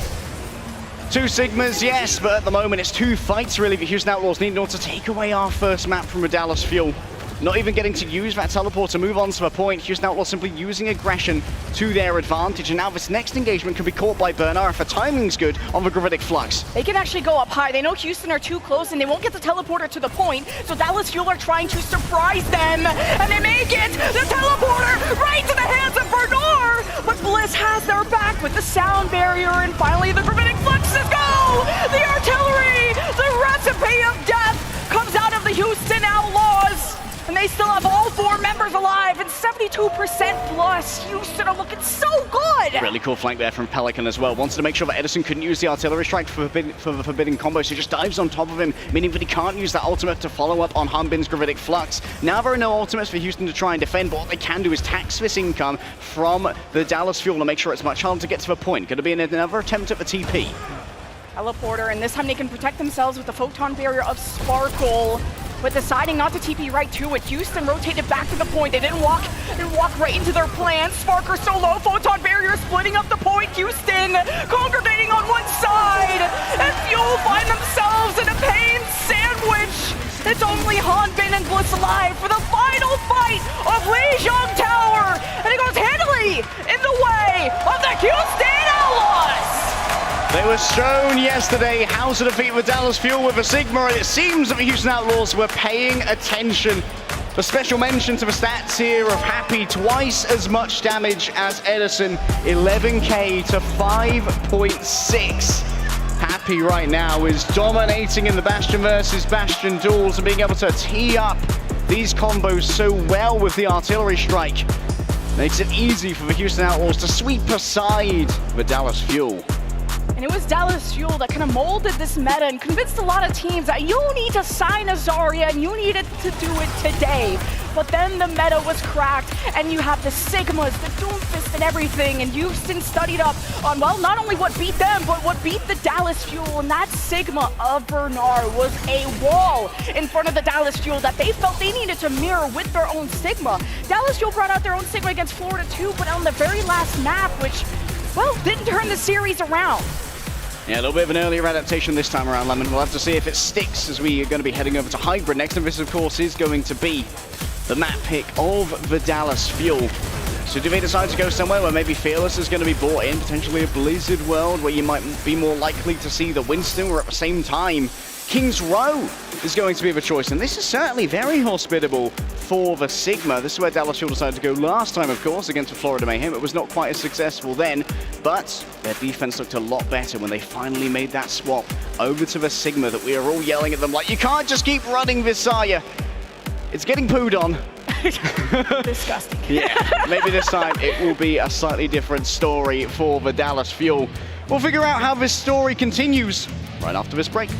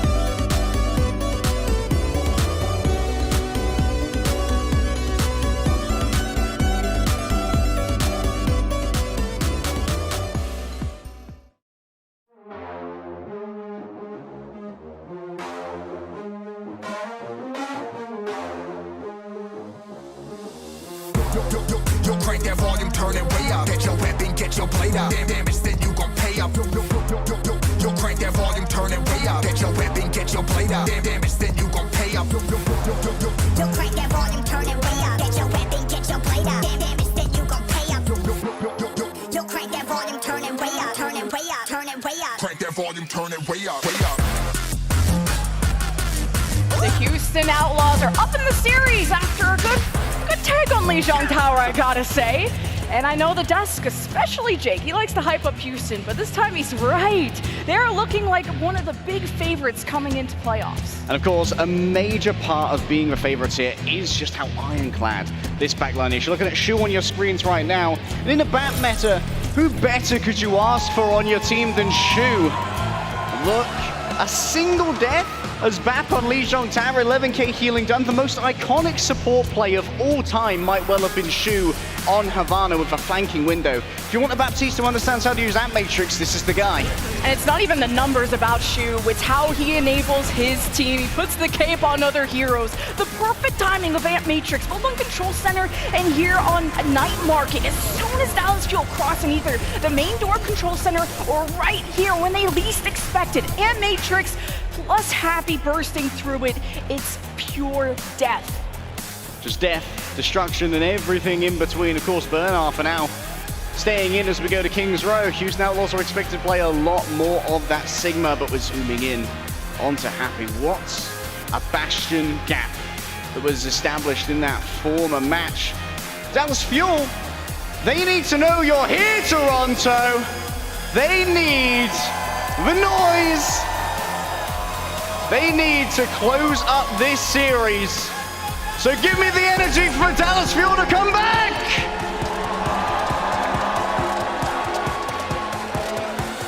Not bad, but where are the Houston fans? Are they going all the way? I think they're going all the way. I think I win. Yeah, I think my team wins. I think you win. So it sounds in here like Houston going all the way, but in the end, the only thing that matters is what's going on in the map. We're heading over to my ends. King's Row. This was not successful yesterday for the Dallas Fuel, but it certainly was a map they're feeling comfortable on. Their strategies are refined. They're going up against these same challenges, the same mountains that stand before them, but previously failed to climb. One interesting strat that Dallas Fuel did was, well, it was with the Sigma, but similar vein of using the Symmetra Bastion to teleport and surprise. But as soon as that didn't work out, you know, you don't have to beat a dead horse. They went back to what they were known for, the Zarya, the Genji, and whatnot. But will this pull off? They may be expecting a Sigma. They know that Houston, that's what killed them on Lijiang Tower. But I love what Dallas Fuel are running. Junker Queen, a classic for the Dallas Fuel. Hanbin got a title off of Jodes. During our tournaments last year, certainly was one of the best Junker Queens in the world. On the other side, Houston Outlaws just having a cheeky little damage boosted Widow here. With a bubble, Bernard like the swaps, aim for Happy. I mean, for Houston Outlaws, if it's working, why bother swapping? Dallas Fuel have to prove that speed and aggression he'll be able to get past Bernard. Yeah, two options of speed with the Junker Queen and the Lucio. Now you're able to hide in a hotel here. Houston may not see it. Fuel can maybe access that back line. Bernard's checking it quite well, placing the shield there, seeing if he gets any hit markers with his orbs. Gets nothing. Now positions towards the point. Dallas Fuel now have to regain that space, but they actually teleport from behind. Pelican barely flies away. Hanbin still pressuring Violet. Great immortality there from Shu will allow them to take shelter. Violet missed the bus! And Fuel trade blow for blow! And at the end of the day, it's 3 versus 2 in favor of the Dallas Fuel with Houston closer spawns. Only healing from Bliss right now, though, so Houston Outlaws, they have moments to try and move in. Have actually swapped over to a Widowmaker to try and get a pick on anyone from Dallas Fuel who dare to peek out further. Returning to the Bastion now. It's easy progress on the point here for Dallas Fuel, but remember, they can enter easily with the teleporter. That can be answered with the Bastion's wheels. Speed, it's gonna come in quick too for the Dallas Fuel, actually not even needing it. Houston are like, oh, take a take, that's all we really wanted. Here got the Dupa Cat Pelican, now they have the overhealth. Now quickly rotating to the left side, Dallas Fuel may not see this coming, MCD turns his back, he has the immortality ready, and Houston dodging at Matrix. Do they dodge the L? It's Houston that re-emerge, but they're getting taken out one by one.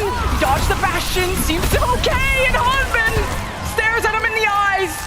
And Houston almost got that second tick, but No Scar. Pelican still alive in the back line, so this is still a little bit dangerous for the Dallas Fuel, but with Bernard being taken down, they're not going to overextend for a stagger. Dallas Fuel playing very patiently here, considering the double speed boost and the teleport they have, waiting for Houston Outlaws to overextend and then punish a missed position that they need to use to try and leverage damage onto MCD.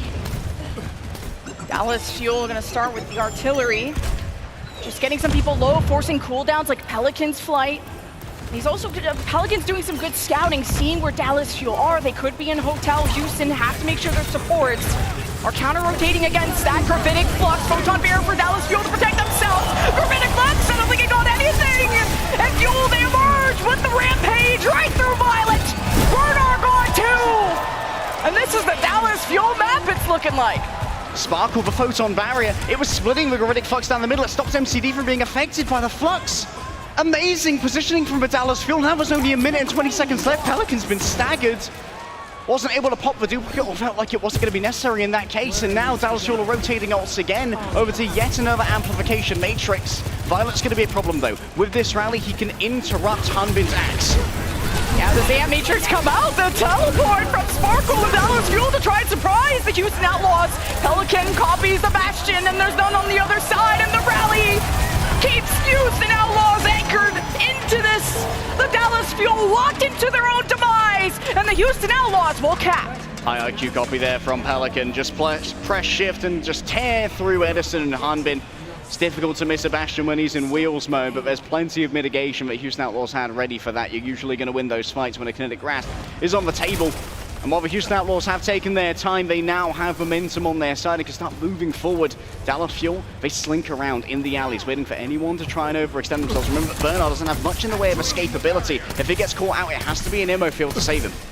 Dallas Fuel, if they want to do some cheeky Symmetra strats, well, it's only Edison back there, and Pelican will disappear into the shadows, but will Dallas Fuel's attention be cut in half? Worrying about Pelican, or do Dallas Fuel just play the front side, that 5v4? Well, now 4v4, now that Sparkle is dead. Happy back on one of his signature heroes, MCD caught on the angle. Bernard won't allow it, and Dallas Fuel just can't hold this joke. Bernard's just so cerebral when it comes to the placement of this shield.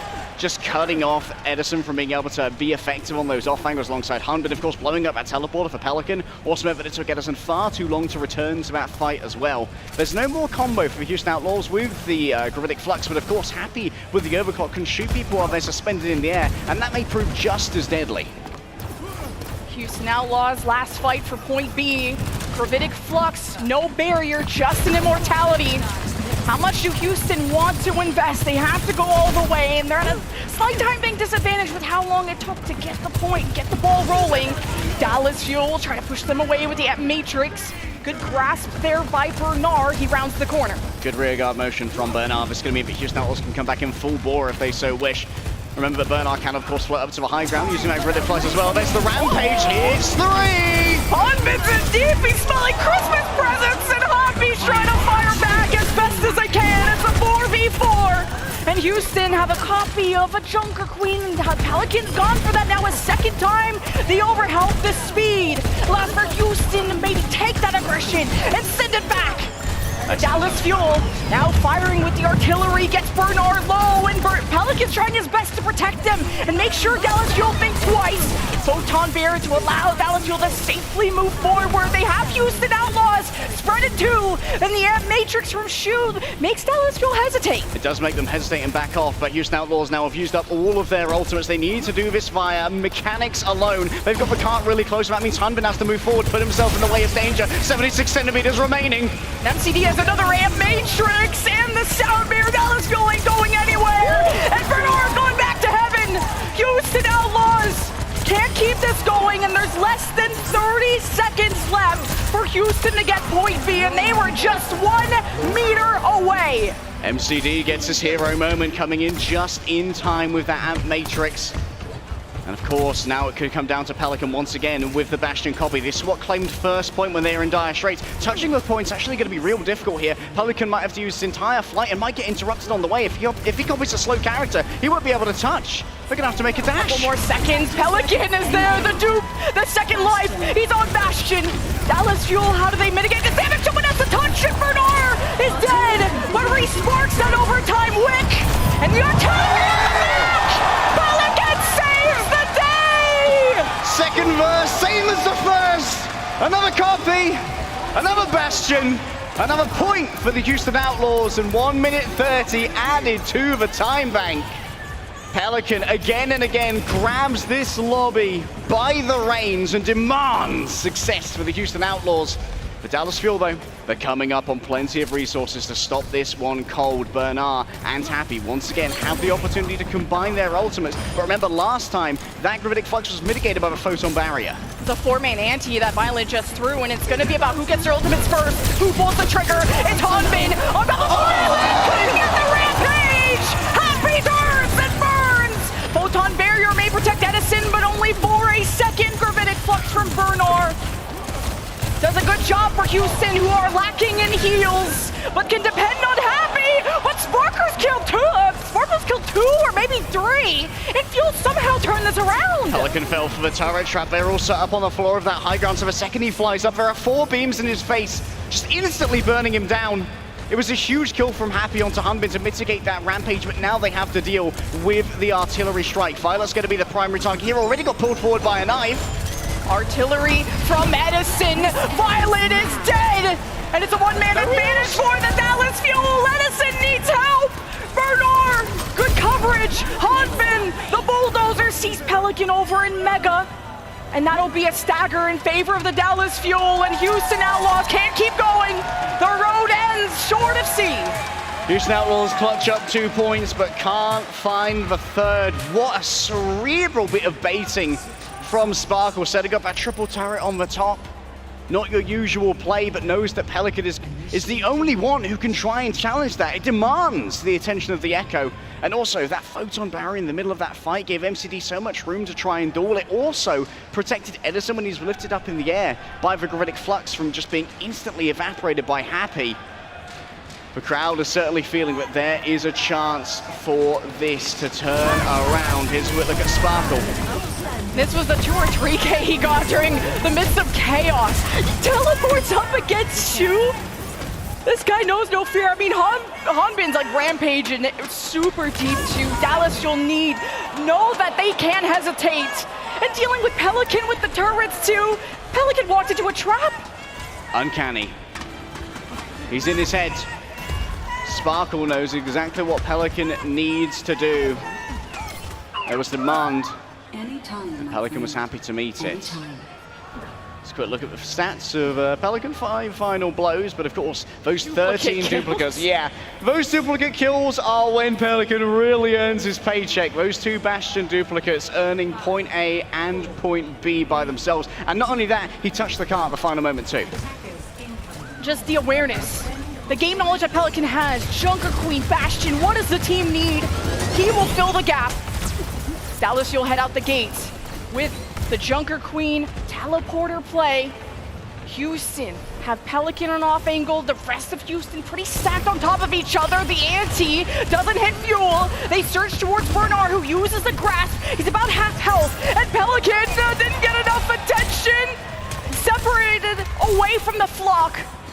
And Dallas Fuel with that 1 kill. It's gonna be a slow burn, but Bliss not able to hide from this damage. MCD is back. It hurts trying to heal this team.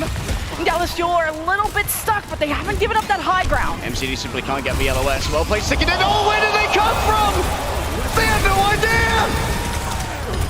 That is a peekaboo play from Fuel. You thought they were hiding. They were scheming. And Hanbin versus Pelican. Bliss into the equation. That'll give Dallas Fuel at least the first tick. Houston Outlaws should be able to get back to contest more if they think it's necessary. No stagger onto Pelican certainly is going to be incredibly important here. Double Bastion could come through from the Houston Outlaws if Pelican gets the copy. MCD's down, what a pick from Violet again! How does this happen? Dallas Fuel, that may have just costed them the entire cap. And they don't teleport to safety.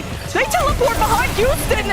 They want to get revenge at the 4-man rampage by Hanbin. And Houston survived the immortality shoe.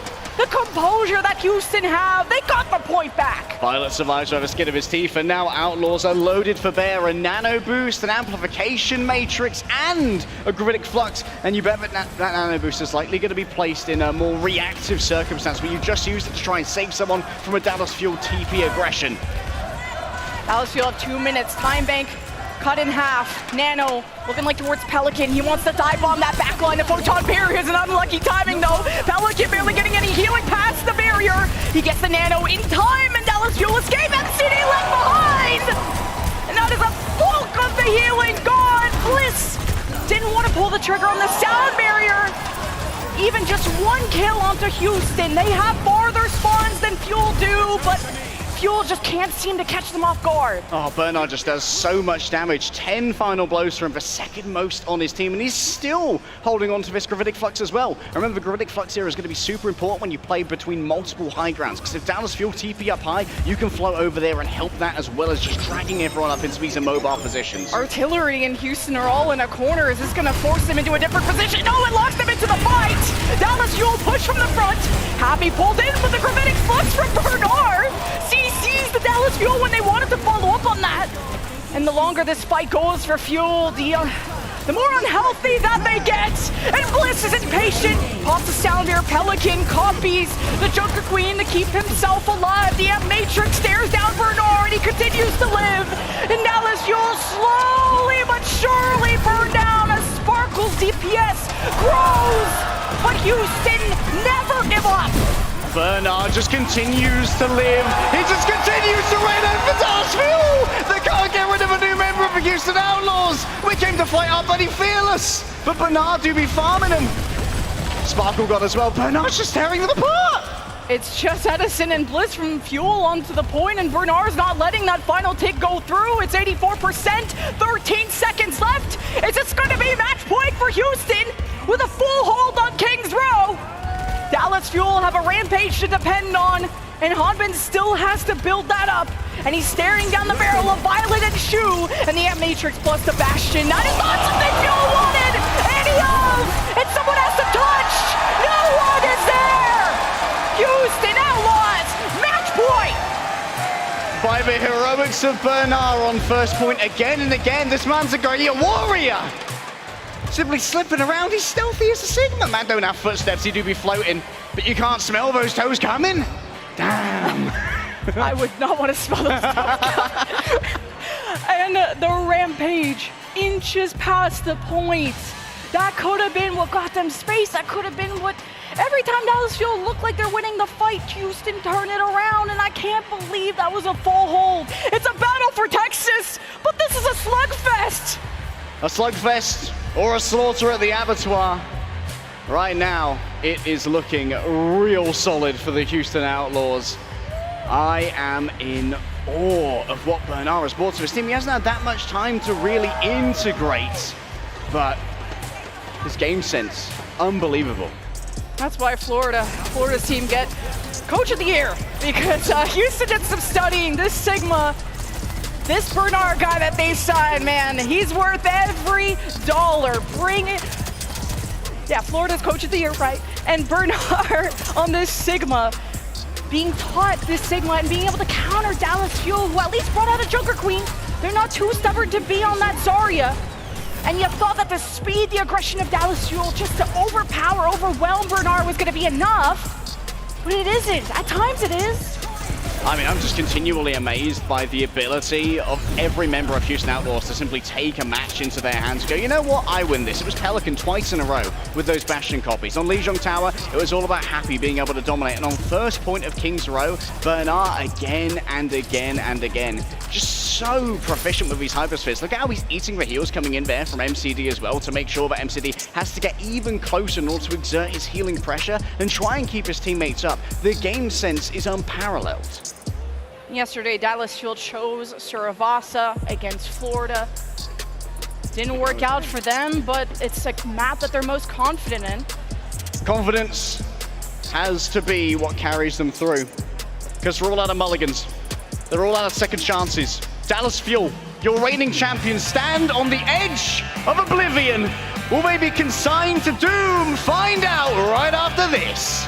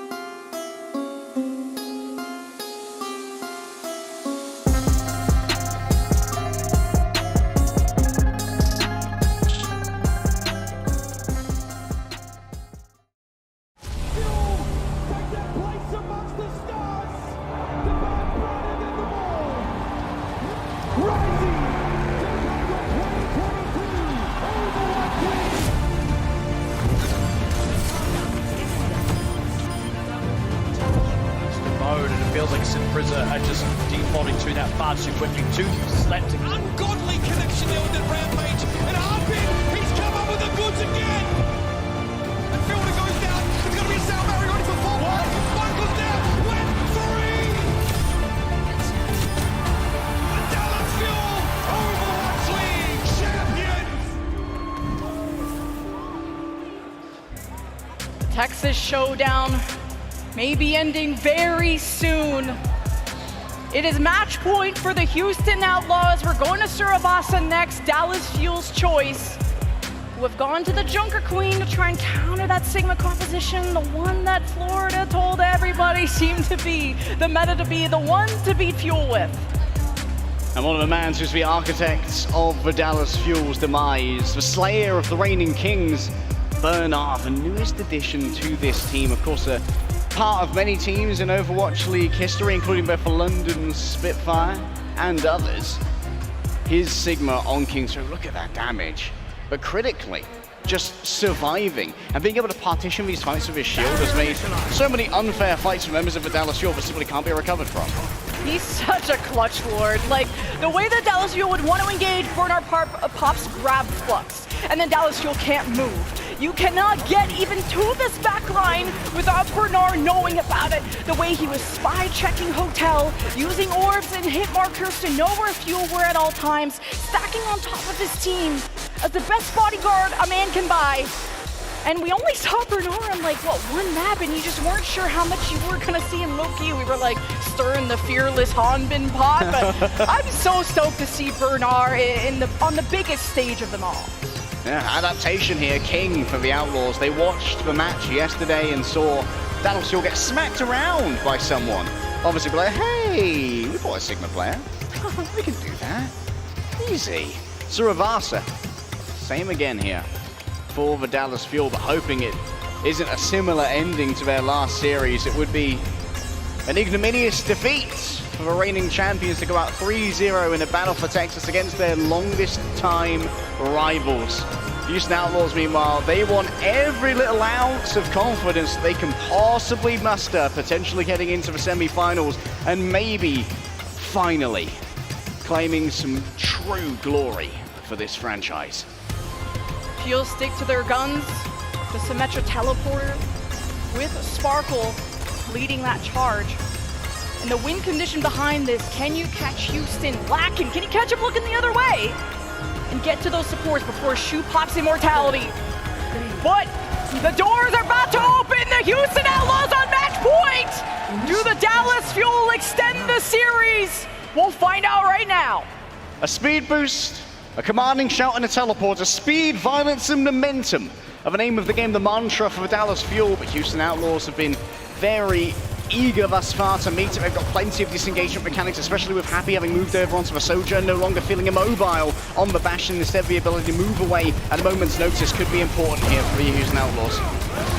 And Houston have options of close range damage, a medium range damage with Pelican, who can dive bomb behind. Happy stay further away, and Hanbin just didn't get enough support. Dallas Fuel were backing away from all of that damage coming from behind. And Hanbin didn't get the memo, and Sparkle takes his taxi out of it. Well, I thought he was gonna leave, but try to see if he can get a trade. But it will be Houston capping second, 19% for Fuel.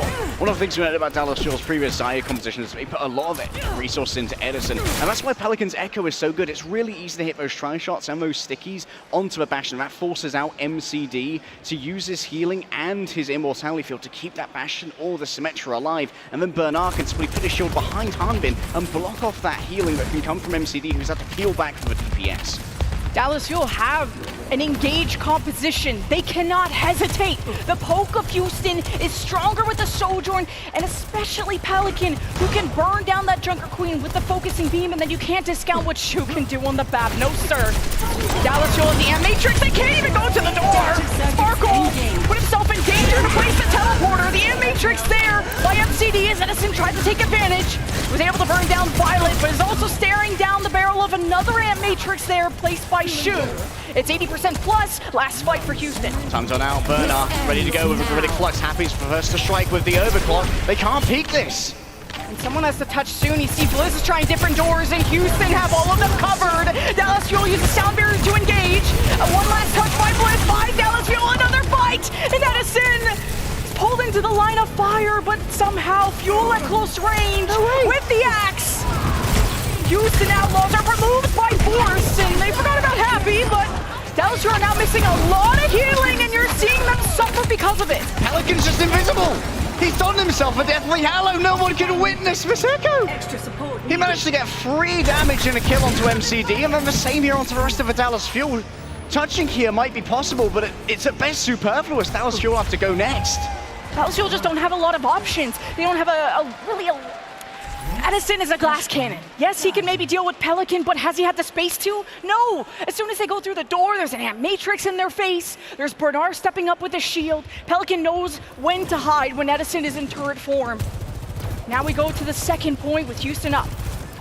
Winning this, it's going to be important once again. Dallas Fuel, they want to be able to play defensively and control these engagements rather than having to be moving towards the objective. Winning the first fight, incredibly important for them. If they can spread out the Houston Outlaws and make sure that they're not playing too clumped together by using this artillery strike to open up, then they can pick off someone who's exposed using a TP. Maybe Fuel can draw them towards them with a rampage, but Houston know what's coming, and Dallas Fuel walks into the grab flux of Bernard. Dallas Fuel seem to survive it. Photon Bear buys some protection there for Edison. The artillery strike separates the Houston Outlaws, and Happy flies away! And the stop Houston with the Amp Matrix 2. Now can maybe regain this point. Pelican from behind. Sparkle with 3. Fuel are left with 2. 3 on the point to nothing of Houston. Oh, that was expensive though for the Dallas Fuel. 4 ultimates used, and Bernard himself, dealing with 2 of them, put a shield to the sky for all of the artillery strikes and stunned Hanbin out of the rampage. That's what made it so expensive for Dallas Fuel. Bernard has inflicted so much economical damage, but now Dallas Fuel are going to be relying upon the speed of engagement and catching out Houston Outlaws' mistakes to win these fights, whereas Happy can lounge back with the overclock and poke out Dallas Fuel easily. Defending with this passion is going to be a lot easier for Fuel, but Happy's looking for targets, he's looking for prey, and it summons the sound mirror of Blizz! He boots out the ammo! Well, Dallas Fuel catching them all off guard when Houston thought they were safe! Fuel, don't hesitate! What a schmove from Bliss! Moved in and booped Happy out of the immortality field, but Shu put down, so they were able to burst him through. And that's a clean fight there, a clean point for the Dallas Fuel, and it's a good spawn for them as well. They can easily set up on the high ground, considering we're going to Palace next. Oh, the game's looking out for Dallas Fuel in this case, it would seem, and Houston Outlaws still don't have much in the way of ultimates to try and break through this. So what they're going to be relying on is Pelican's off angles. He's playing this like we'd expect to see a Soldier 76 get played, trying to find these off angles and then being able to fly away if he gets noticed. Dallas Fuel have maybe artillery coming up in about 8%. Houston pushing the small room isn't ideal for Pelican. He's going to go around the coast side, and Edison might be exposed. Photon Barrier ready. It splits up the room in half, and this is not a dance floor you want to party on. Houston Outlaws getting shredded by this Symmetra, and the rally from Violet wasn't enough to unify this team. Dallas Fuel continue to defend. That Violet rally may prove very disastrous as well. Houston Outlaws not being able to use that for survivability, potentially to stun out Hanbin's ultimate would have been a major best case scenario for Violet, but now that's not available. And of course, with the TP here and the speed, it's easy to get MCD back in time. For now, just a little bit of scouting from Pelican. Remember, his copies onto Bastions thus far have been brutal, and this will give Houston Outlaws double Bastion behind an Amp Matrix. It will be impossible to touch the point. Happy on Bastion, fighting fire with fire, just like Lijiang Tower, the Amp Matrix, Dallas Fuel, dodging, trading blows too, with the artillery there, Edison up into the corner, Dallas Fuel split. Houston have to pick an area to engage, and so they have the grab flux here in the lucky winner, Edison! Double kill for Houston! They take back the point, 6-2 for Dallas. To get everything that they had, but it's all worth it for the Houston Outlaws because now they can play from this defensive position with the Sigma. This is where he's at his best, when he can tax your approaches with those hyperspheres and make you have to move past him or through him to get onto those more squishy members. Hanbin, meanwhile, has low commotion on his side. That rampage can get him directly to the back line and afflict him with an anti, but has to worry about the potential for stuns here. Bernard's accretion is the cooldown to watch. Now things are equalized 1-1. Fuel needing to retake, and that's difficult to do with the Bastion. But Sound Bear and Rampage, it's a big investment. 2 kills and 3! Dallas Fuel storm the trenches, and they take it back. Oh, Hanbin playing that wide angle. It looked real dangerous against Happy for a while, but finally finds his line, gets both Shu and Violet, and places himself on top of the Baptiste using the locomotion as well. It's a well-spaced ultimate. Pelicans moves over now onto the Genji, wanting to maybe get in a little bit more brawling damage, potentially against MCD and Hanbin. Get up close and try and follow up what Happy's been able to lay down, who has an artillery strike to try and open this up. But Sparkle's photon barrier is going to be very important. Artillery from Happy, forcing Fuel to cower and hide. They actually teleport away. And right on top of Happy! How did they scout that? Houston might have flipped the point, but it's Fuel winning the war at the end of the day! Catching Houston by surprise was the win condition! Well, Houston, they're dead, so they're pretty surprised. Bernard swaps over onto the Doomfishes to touch, now back over to the Sigma via regularly scheduled programming. It's another good spawn here for Dallas Fuel. It's on their side of the map, and this means that Dallas Fuel might even be able to take a slightly speed-boosted engagement against the Houston Outlaws if they're found moving. Remember, while Sigma is commuting, unable to move with his shield, that's when he's at his most weak. Pelican, we mentioned that deadly assassin, but Sparkle on the Symmetra could be vulnerable. The Matrix, the Photon Barrier. Houston want to speed past it with the Sound Barrier. They had a cushion to work with. Bernard creeps past, catches Edison in turret form. Trade after trade at the end of the day. It's 2 versus 1. Hanbin can't hold on his own. Can he get away? He's more than 300 HP. And I don't know if Pelican wants that smoke. He's got the axe. Oh, he's collecting it. He said, get out of my face! Oh, Pelican does survive with the Immo Field's help, but that might well be a first cap here for Dallas Fuel. They've got enough members to make it tick up quickly. And once again, Houston Outlaws are having to go into the territory of Sparkle, so they've got to deal with turrets and almost a fully charged beam as well. They open with artillery. Artillery for Edison. Dallas Fuel speed on in.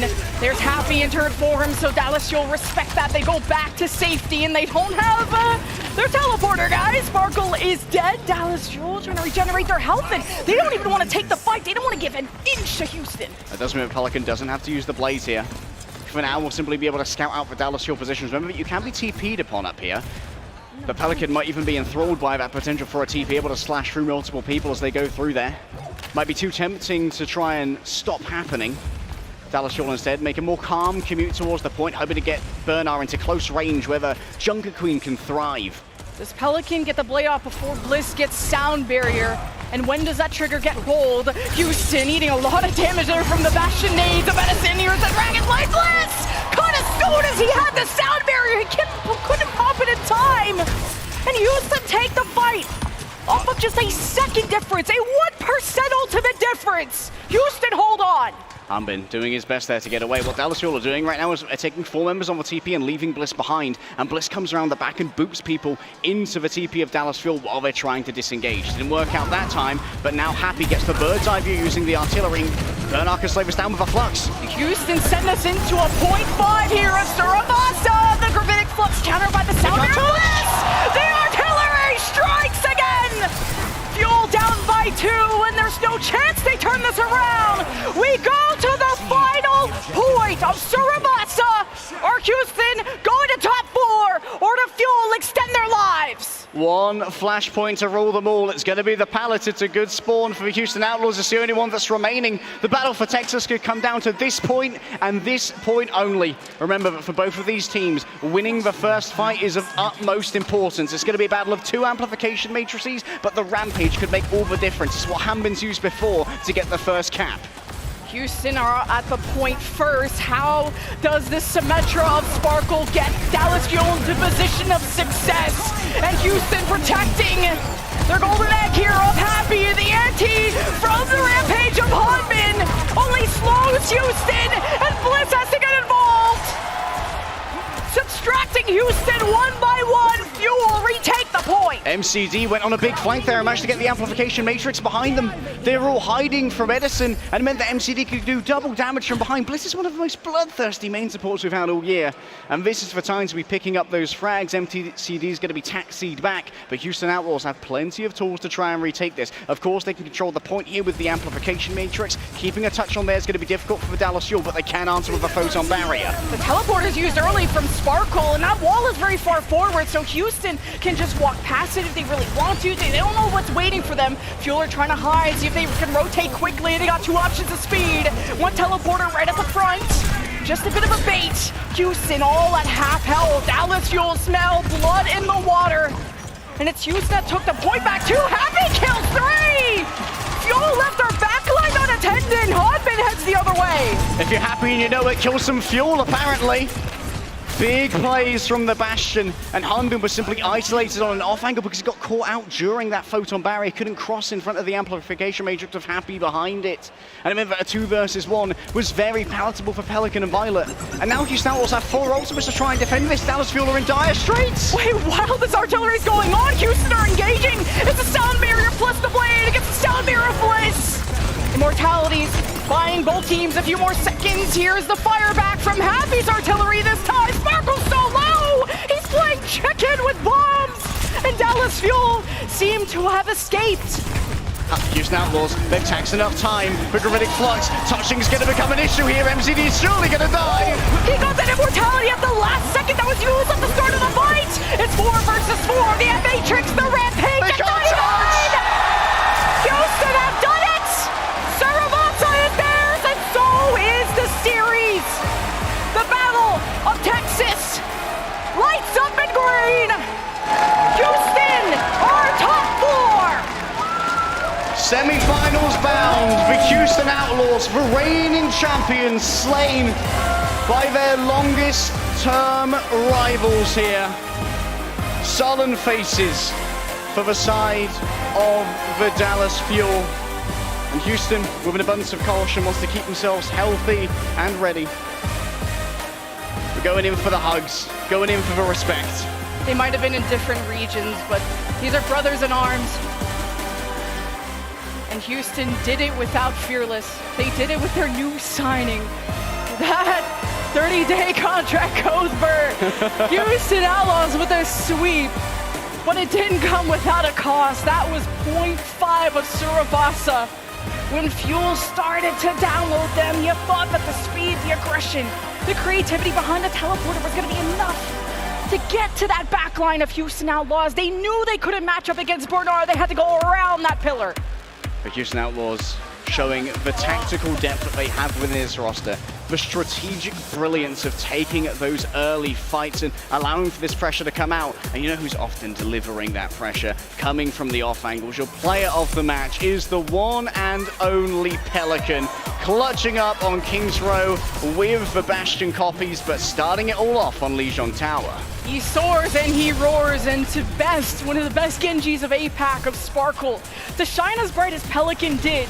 And we already highlighted this, but once again reiterating, the situational awareness and the heat of the moment to make the smartest decision of what to copy.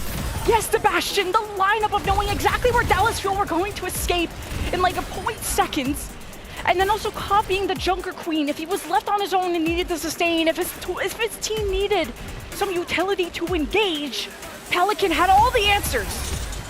Pelican simply knew the score in every single fight.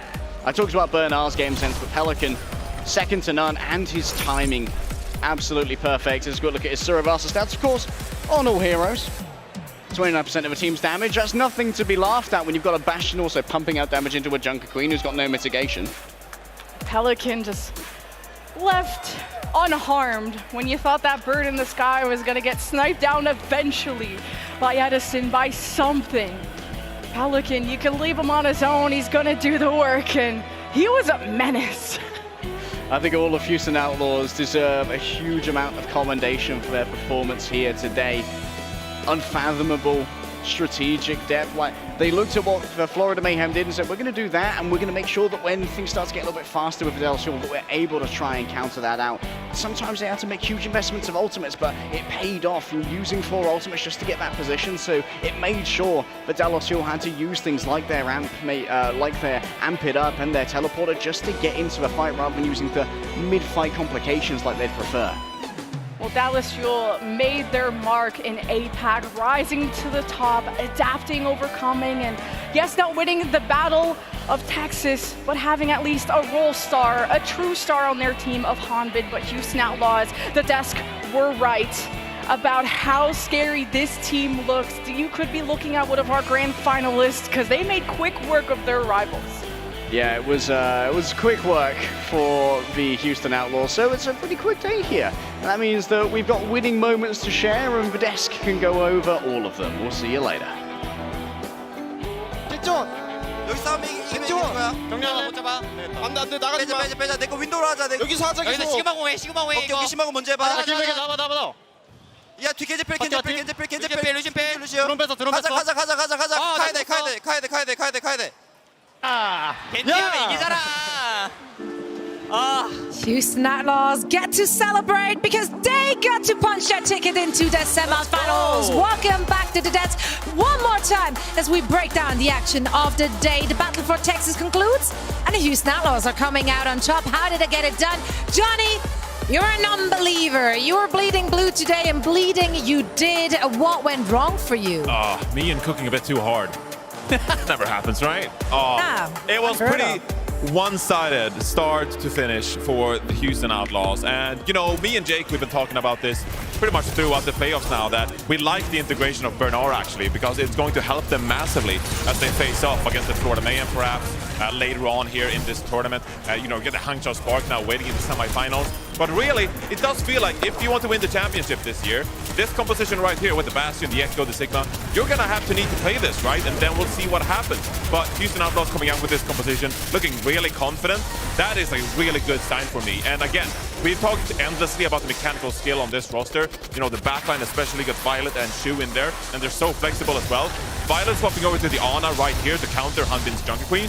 That was like the biggest swap the entire game for me. Yes, I know that Surasa, they didn't really play it, but this is Violet making an in-game adaptation, just on the fly, recognizing what the Dallas Fuel are trying to do. They just set up the Houston Outlaws for success, especially here on point A. Like, you wanna believe that you can capture point A with a Rampage, perhaps, and use your ultimates to your advantage with this composition Dallas Fuel are playing. But like, with these nades just waiting in the window, lurking here from Violet, taking care of Pelican in the air, it's just so difficult for Dallas Fuel to navigate this point. So Houston Outlaws not only making pre-game adaptations when it comes to the composition, but also making like mid-game reactions to what the Dallas Fuel are making. That is a very strong sign for me, Jake. For me, Houston have always been unafraid this season to play comps that others wouldn't touch. I look at Ana Bap as a very unconventional backline at this professional level. But Houston, they play it, they make it clean, and they're honestly, I guarantee that's unpracticed, right? They just felt in the moment, you know, this is the right call. We never saw, for instance, Mayhem going over to the Lucio with this Sig comp, with the poke style, but Houston felt, you know, here on push, or rather on Flashpoint, this Lucio's just a more valuable hero, getting you to the next point faster, getting you on these rotations, enabling Genji, and I think their read on the meta seems really clean. I was a little worried that this series Houston would feel like, oh, we have to play Fearless, we have to stick to what's been our comfort zone this season, but the fact that they won with Bernard is exactly what they needed to do to show that they can really be a contender tomorrow for the championship. That's what this squad is after. I think the Spark have to be worried. You never actually got to share your insight. When you saw Bernard being the pickup for the playoffs, what did you expect to see? Did you actually expect to see him being played in the first match as well? I mean, when Bernard came into the roster, I think that was really, they were focusing on a Zarya meta before the playoffs actually began. A lot of teams felt, okay, Zarya got a huge buff this patch. Maybe she'll be the strongest. Maybe she'll be the dominant pick. But it looks like, you know, as things went down the stretch, heroes like Sigma and Doomfist were rising to prominence. So I was wondering, maybe Bernard will be on the roster, maybe he won't be needed. But as Sigma has become more and more clearly relevant in this meta, I think having Bernard be comfortable and confident playing in these extremely high-pressure matches is something that Houston's going to need to take down the likes of the Florida Mayhem or the Hangzhou Spark. Everyone left in this tournament is very flexible. With the exception of the Spark, maybe I think Spark might go down sticking to their guns, playing dive. But I wonder for that match, what kind of look will Houston bring? Will it be a Bernard look, like trying to counter comp? Or will they take, as many other confident teams have, take the test of the Hangzhou Spark and the Mirror? So far, that hasn't been a good choice. Take the test. But come on. I think the people do want to see it. But guys, knowing the staff of the Houston Analysts, knowing Junkbuck, they will be playing what they think gives them the best chance to win. They are here for the championship. They don't want to win sometime in the future. Waited long enough. This is the year for the Houston Outlaws. Couldn't have said it any better. Let's take a look at the bracket to see our semi-finals pairing.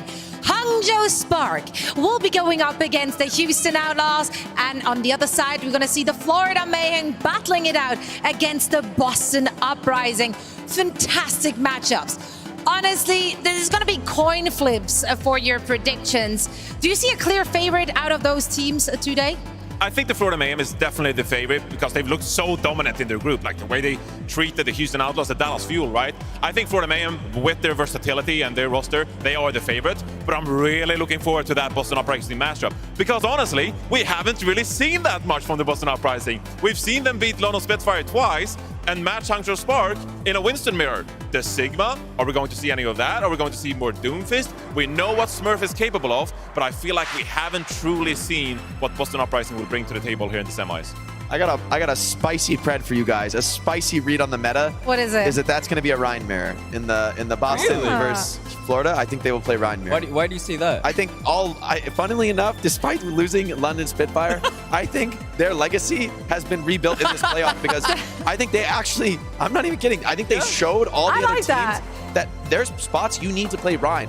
Right, I think for Florida Mayhem, they show when you come to the Sigma mirror, they want to switch Rhine and they believe they need to win the Rhine mirror. Yeah, they do look good, and he's not tripping. If you missed the matches yesterday, like someone on that Rhine actually really scary, and a lot of the teams not super comfortable. I'm pretty sure a lot of teams are happy that London is out of the equation. Alas, someone's still there, so you still technically are in this, Danny. I know you lost to London, but someone's still here, and someone gives you the Rhine. So really, someone is just like the fusion of London and Mayhem. Yeah, he's doing it for you. The Korean Hammerman. Right? That's right. We dubbed him the Korean Hammerman yesterday. 한국 망치만? It was 한국 망치맨. 한국 망치만. Yeah, I'm excited. If he pulls it out, I'll be cheering for something. And I mean, Boston earlier in the season, they were one of the early teams actually to go Rhine. They had like a Rhine Bastion strat before anybody else was touching that comp. And so, I mean, this is kind of deep in the playbook. I don't know if Boston has the same read. They might think they can win with a Queen, maybe with a Sigma, maybe the Doom, but I kind of feel that all roads lead to Rhine. I'm getting that feeling in my bones, guys. Johnny's just shaking his head in disbelief. Dude, Chef Jake is just spilling the beans. Spilling the beans. He's cooking too hard. Like, what are we? Rhine mirror between Boston Uprising and the Florida Mayhem? Rhine mirror? Let him cook. Let me cook. We just saw the Boston Uprising beat Rhine comps twice. And you're like, oh, Rhine mirror, guys. Nah, it's complicated, Johnny. It's complicated. I've seen it. That's right. No, the people say let him cook. Tomorrow we will be feasting. Not only do we get the grand finals, 2 semi-final matches before that. No, we're also going to hand out more awards. Of course, we have the season MVP as well as the Dennis Havelka Award and much more to come tomorrow. So it is time for us to say goodbye for now. Thank you once again all for joining us here in the arena, and also everyone joined us at home. We'll be back same place, same time tomorrow, and we can't wait to see you for the culmination of the 2023 Overwatch League season. Get some rest, everybody. What an incredible day.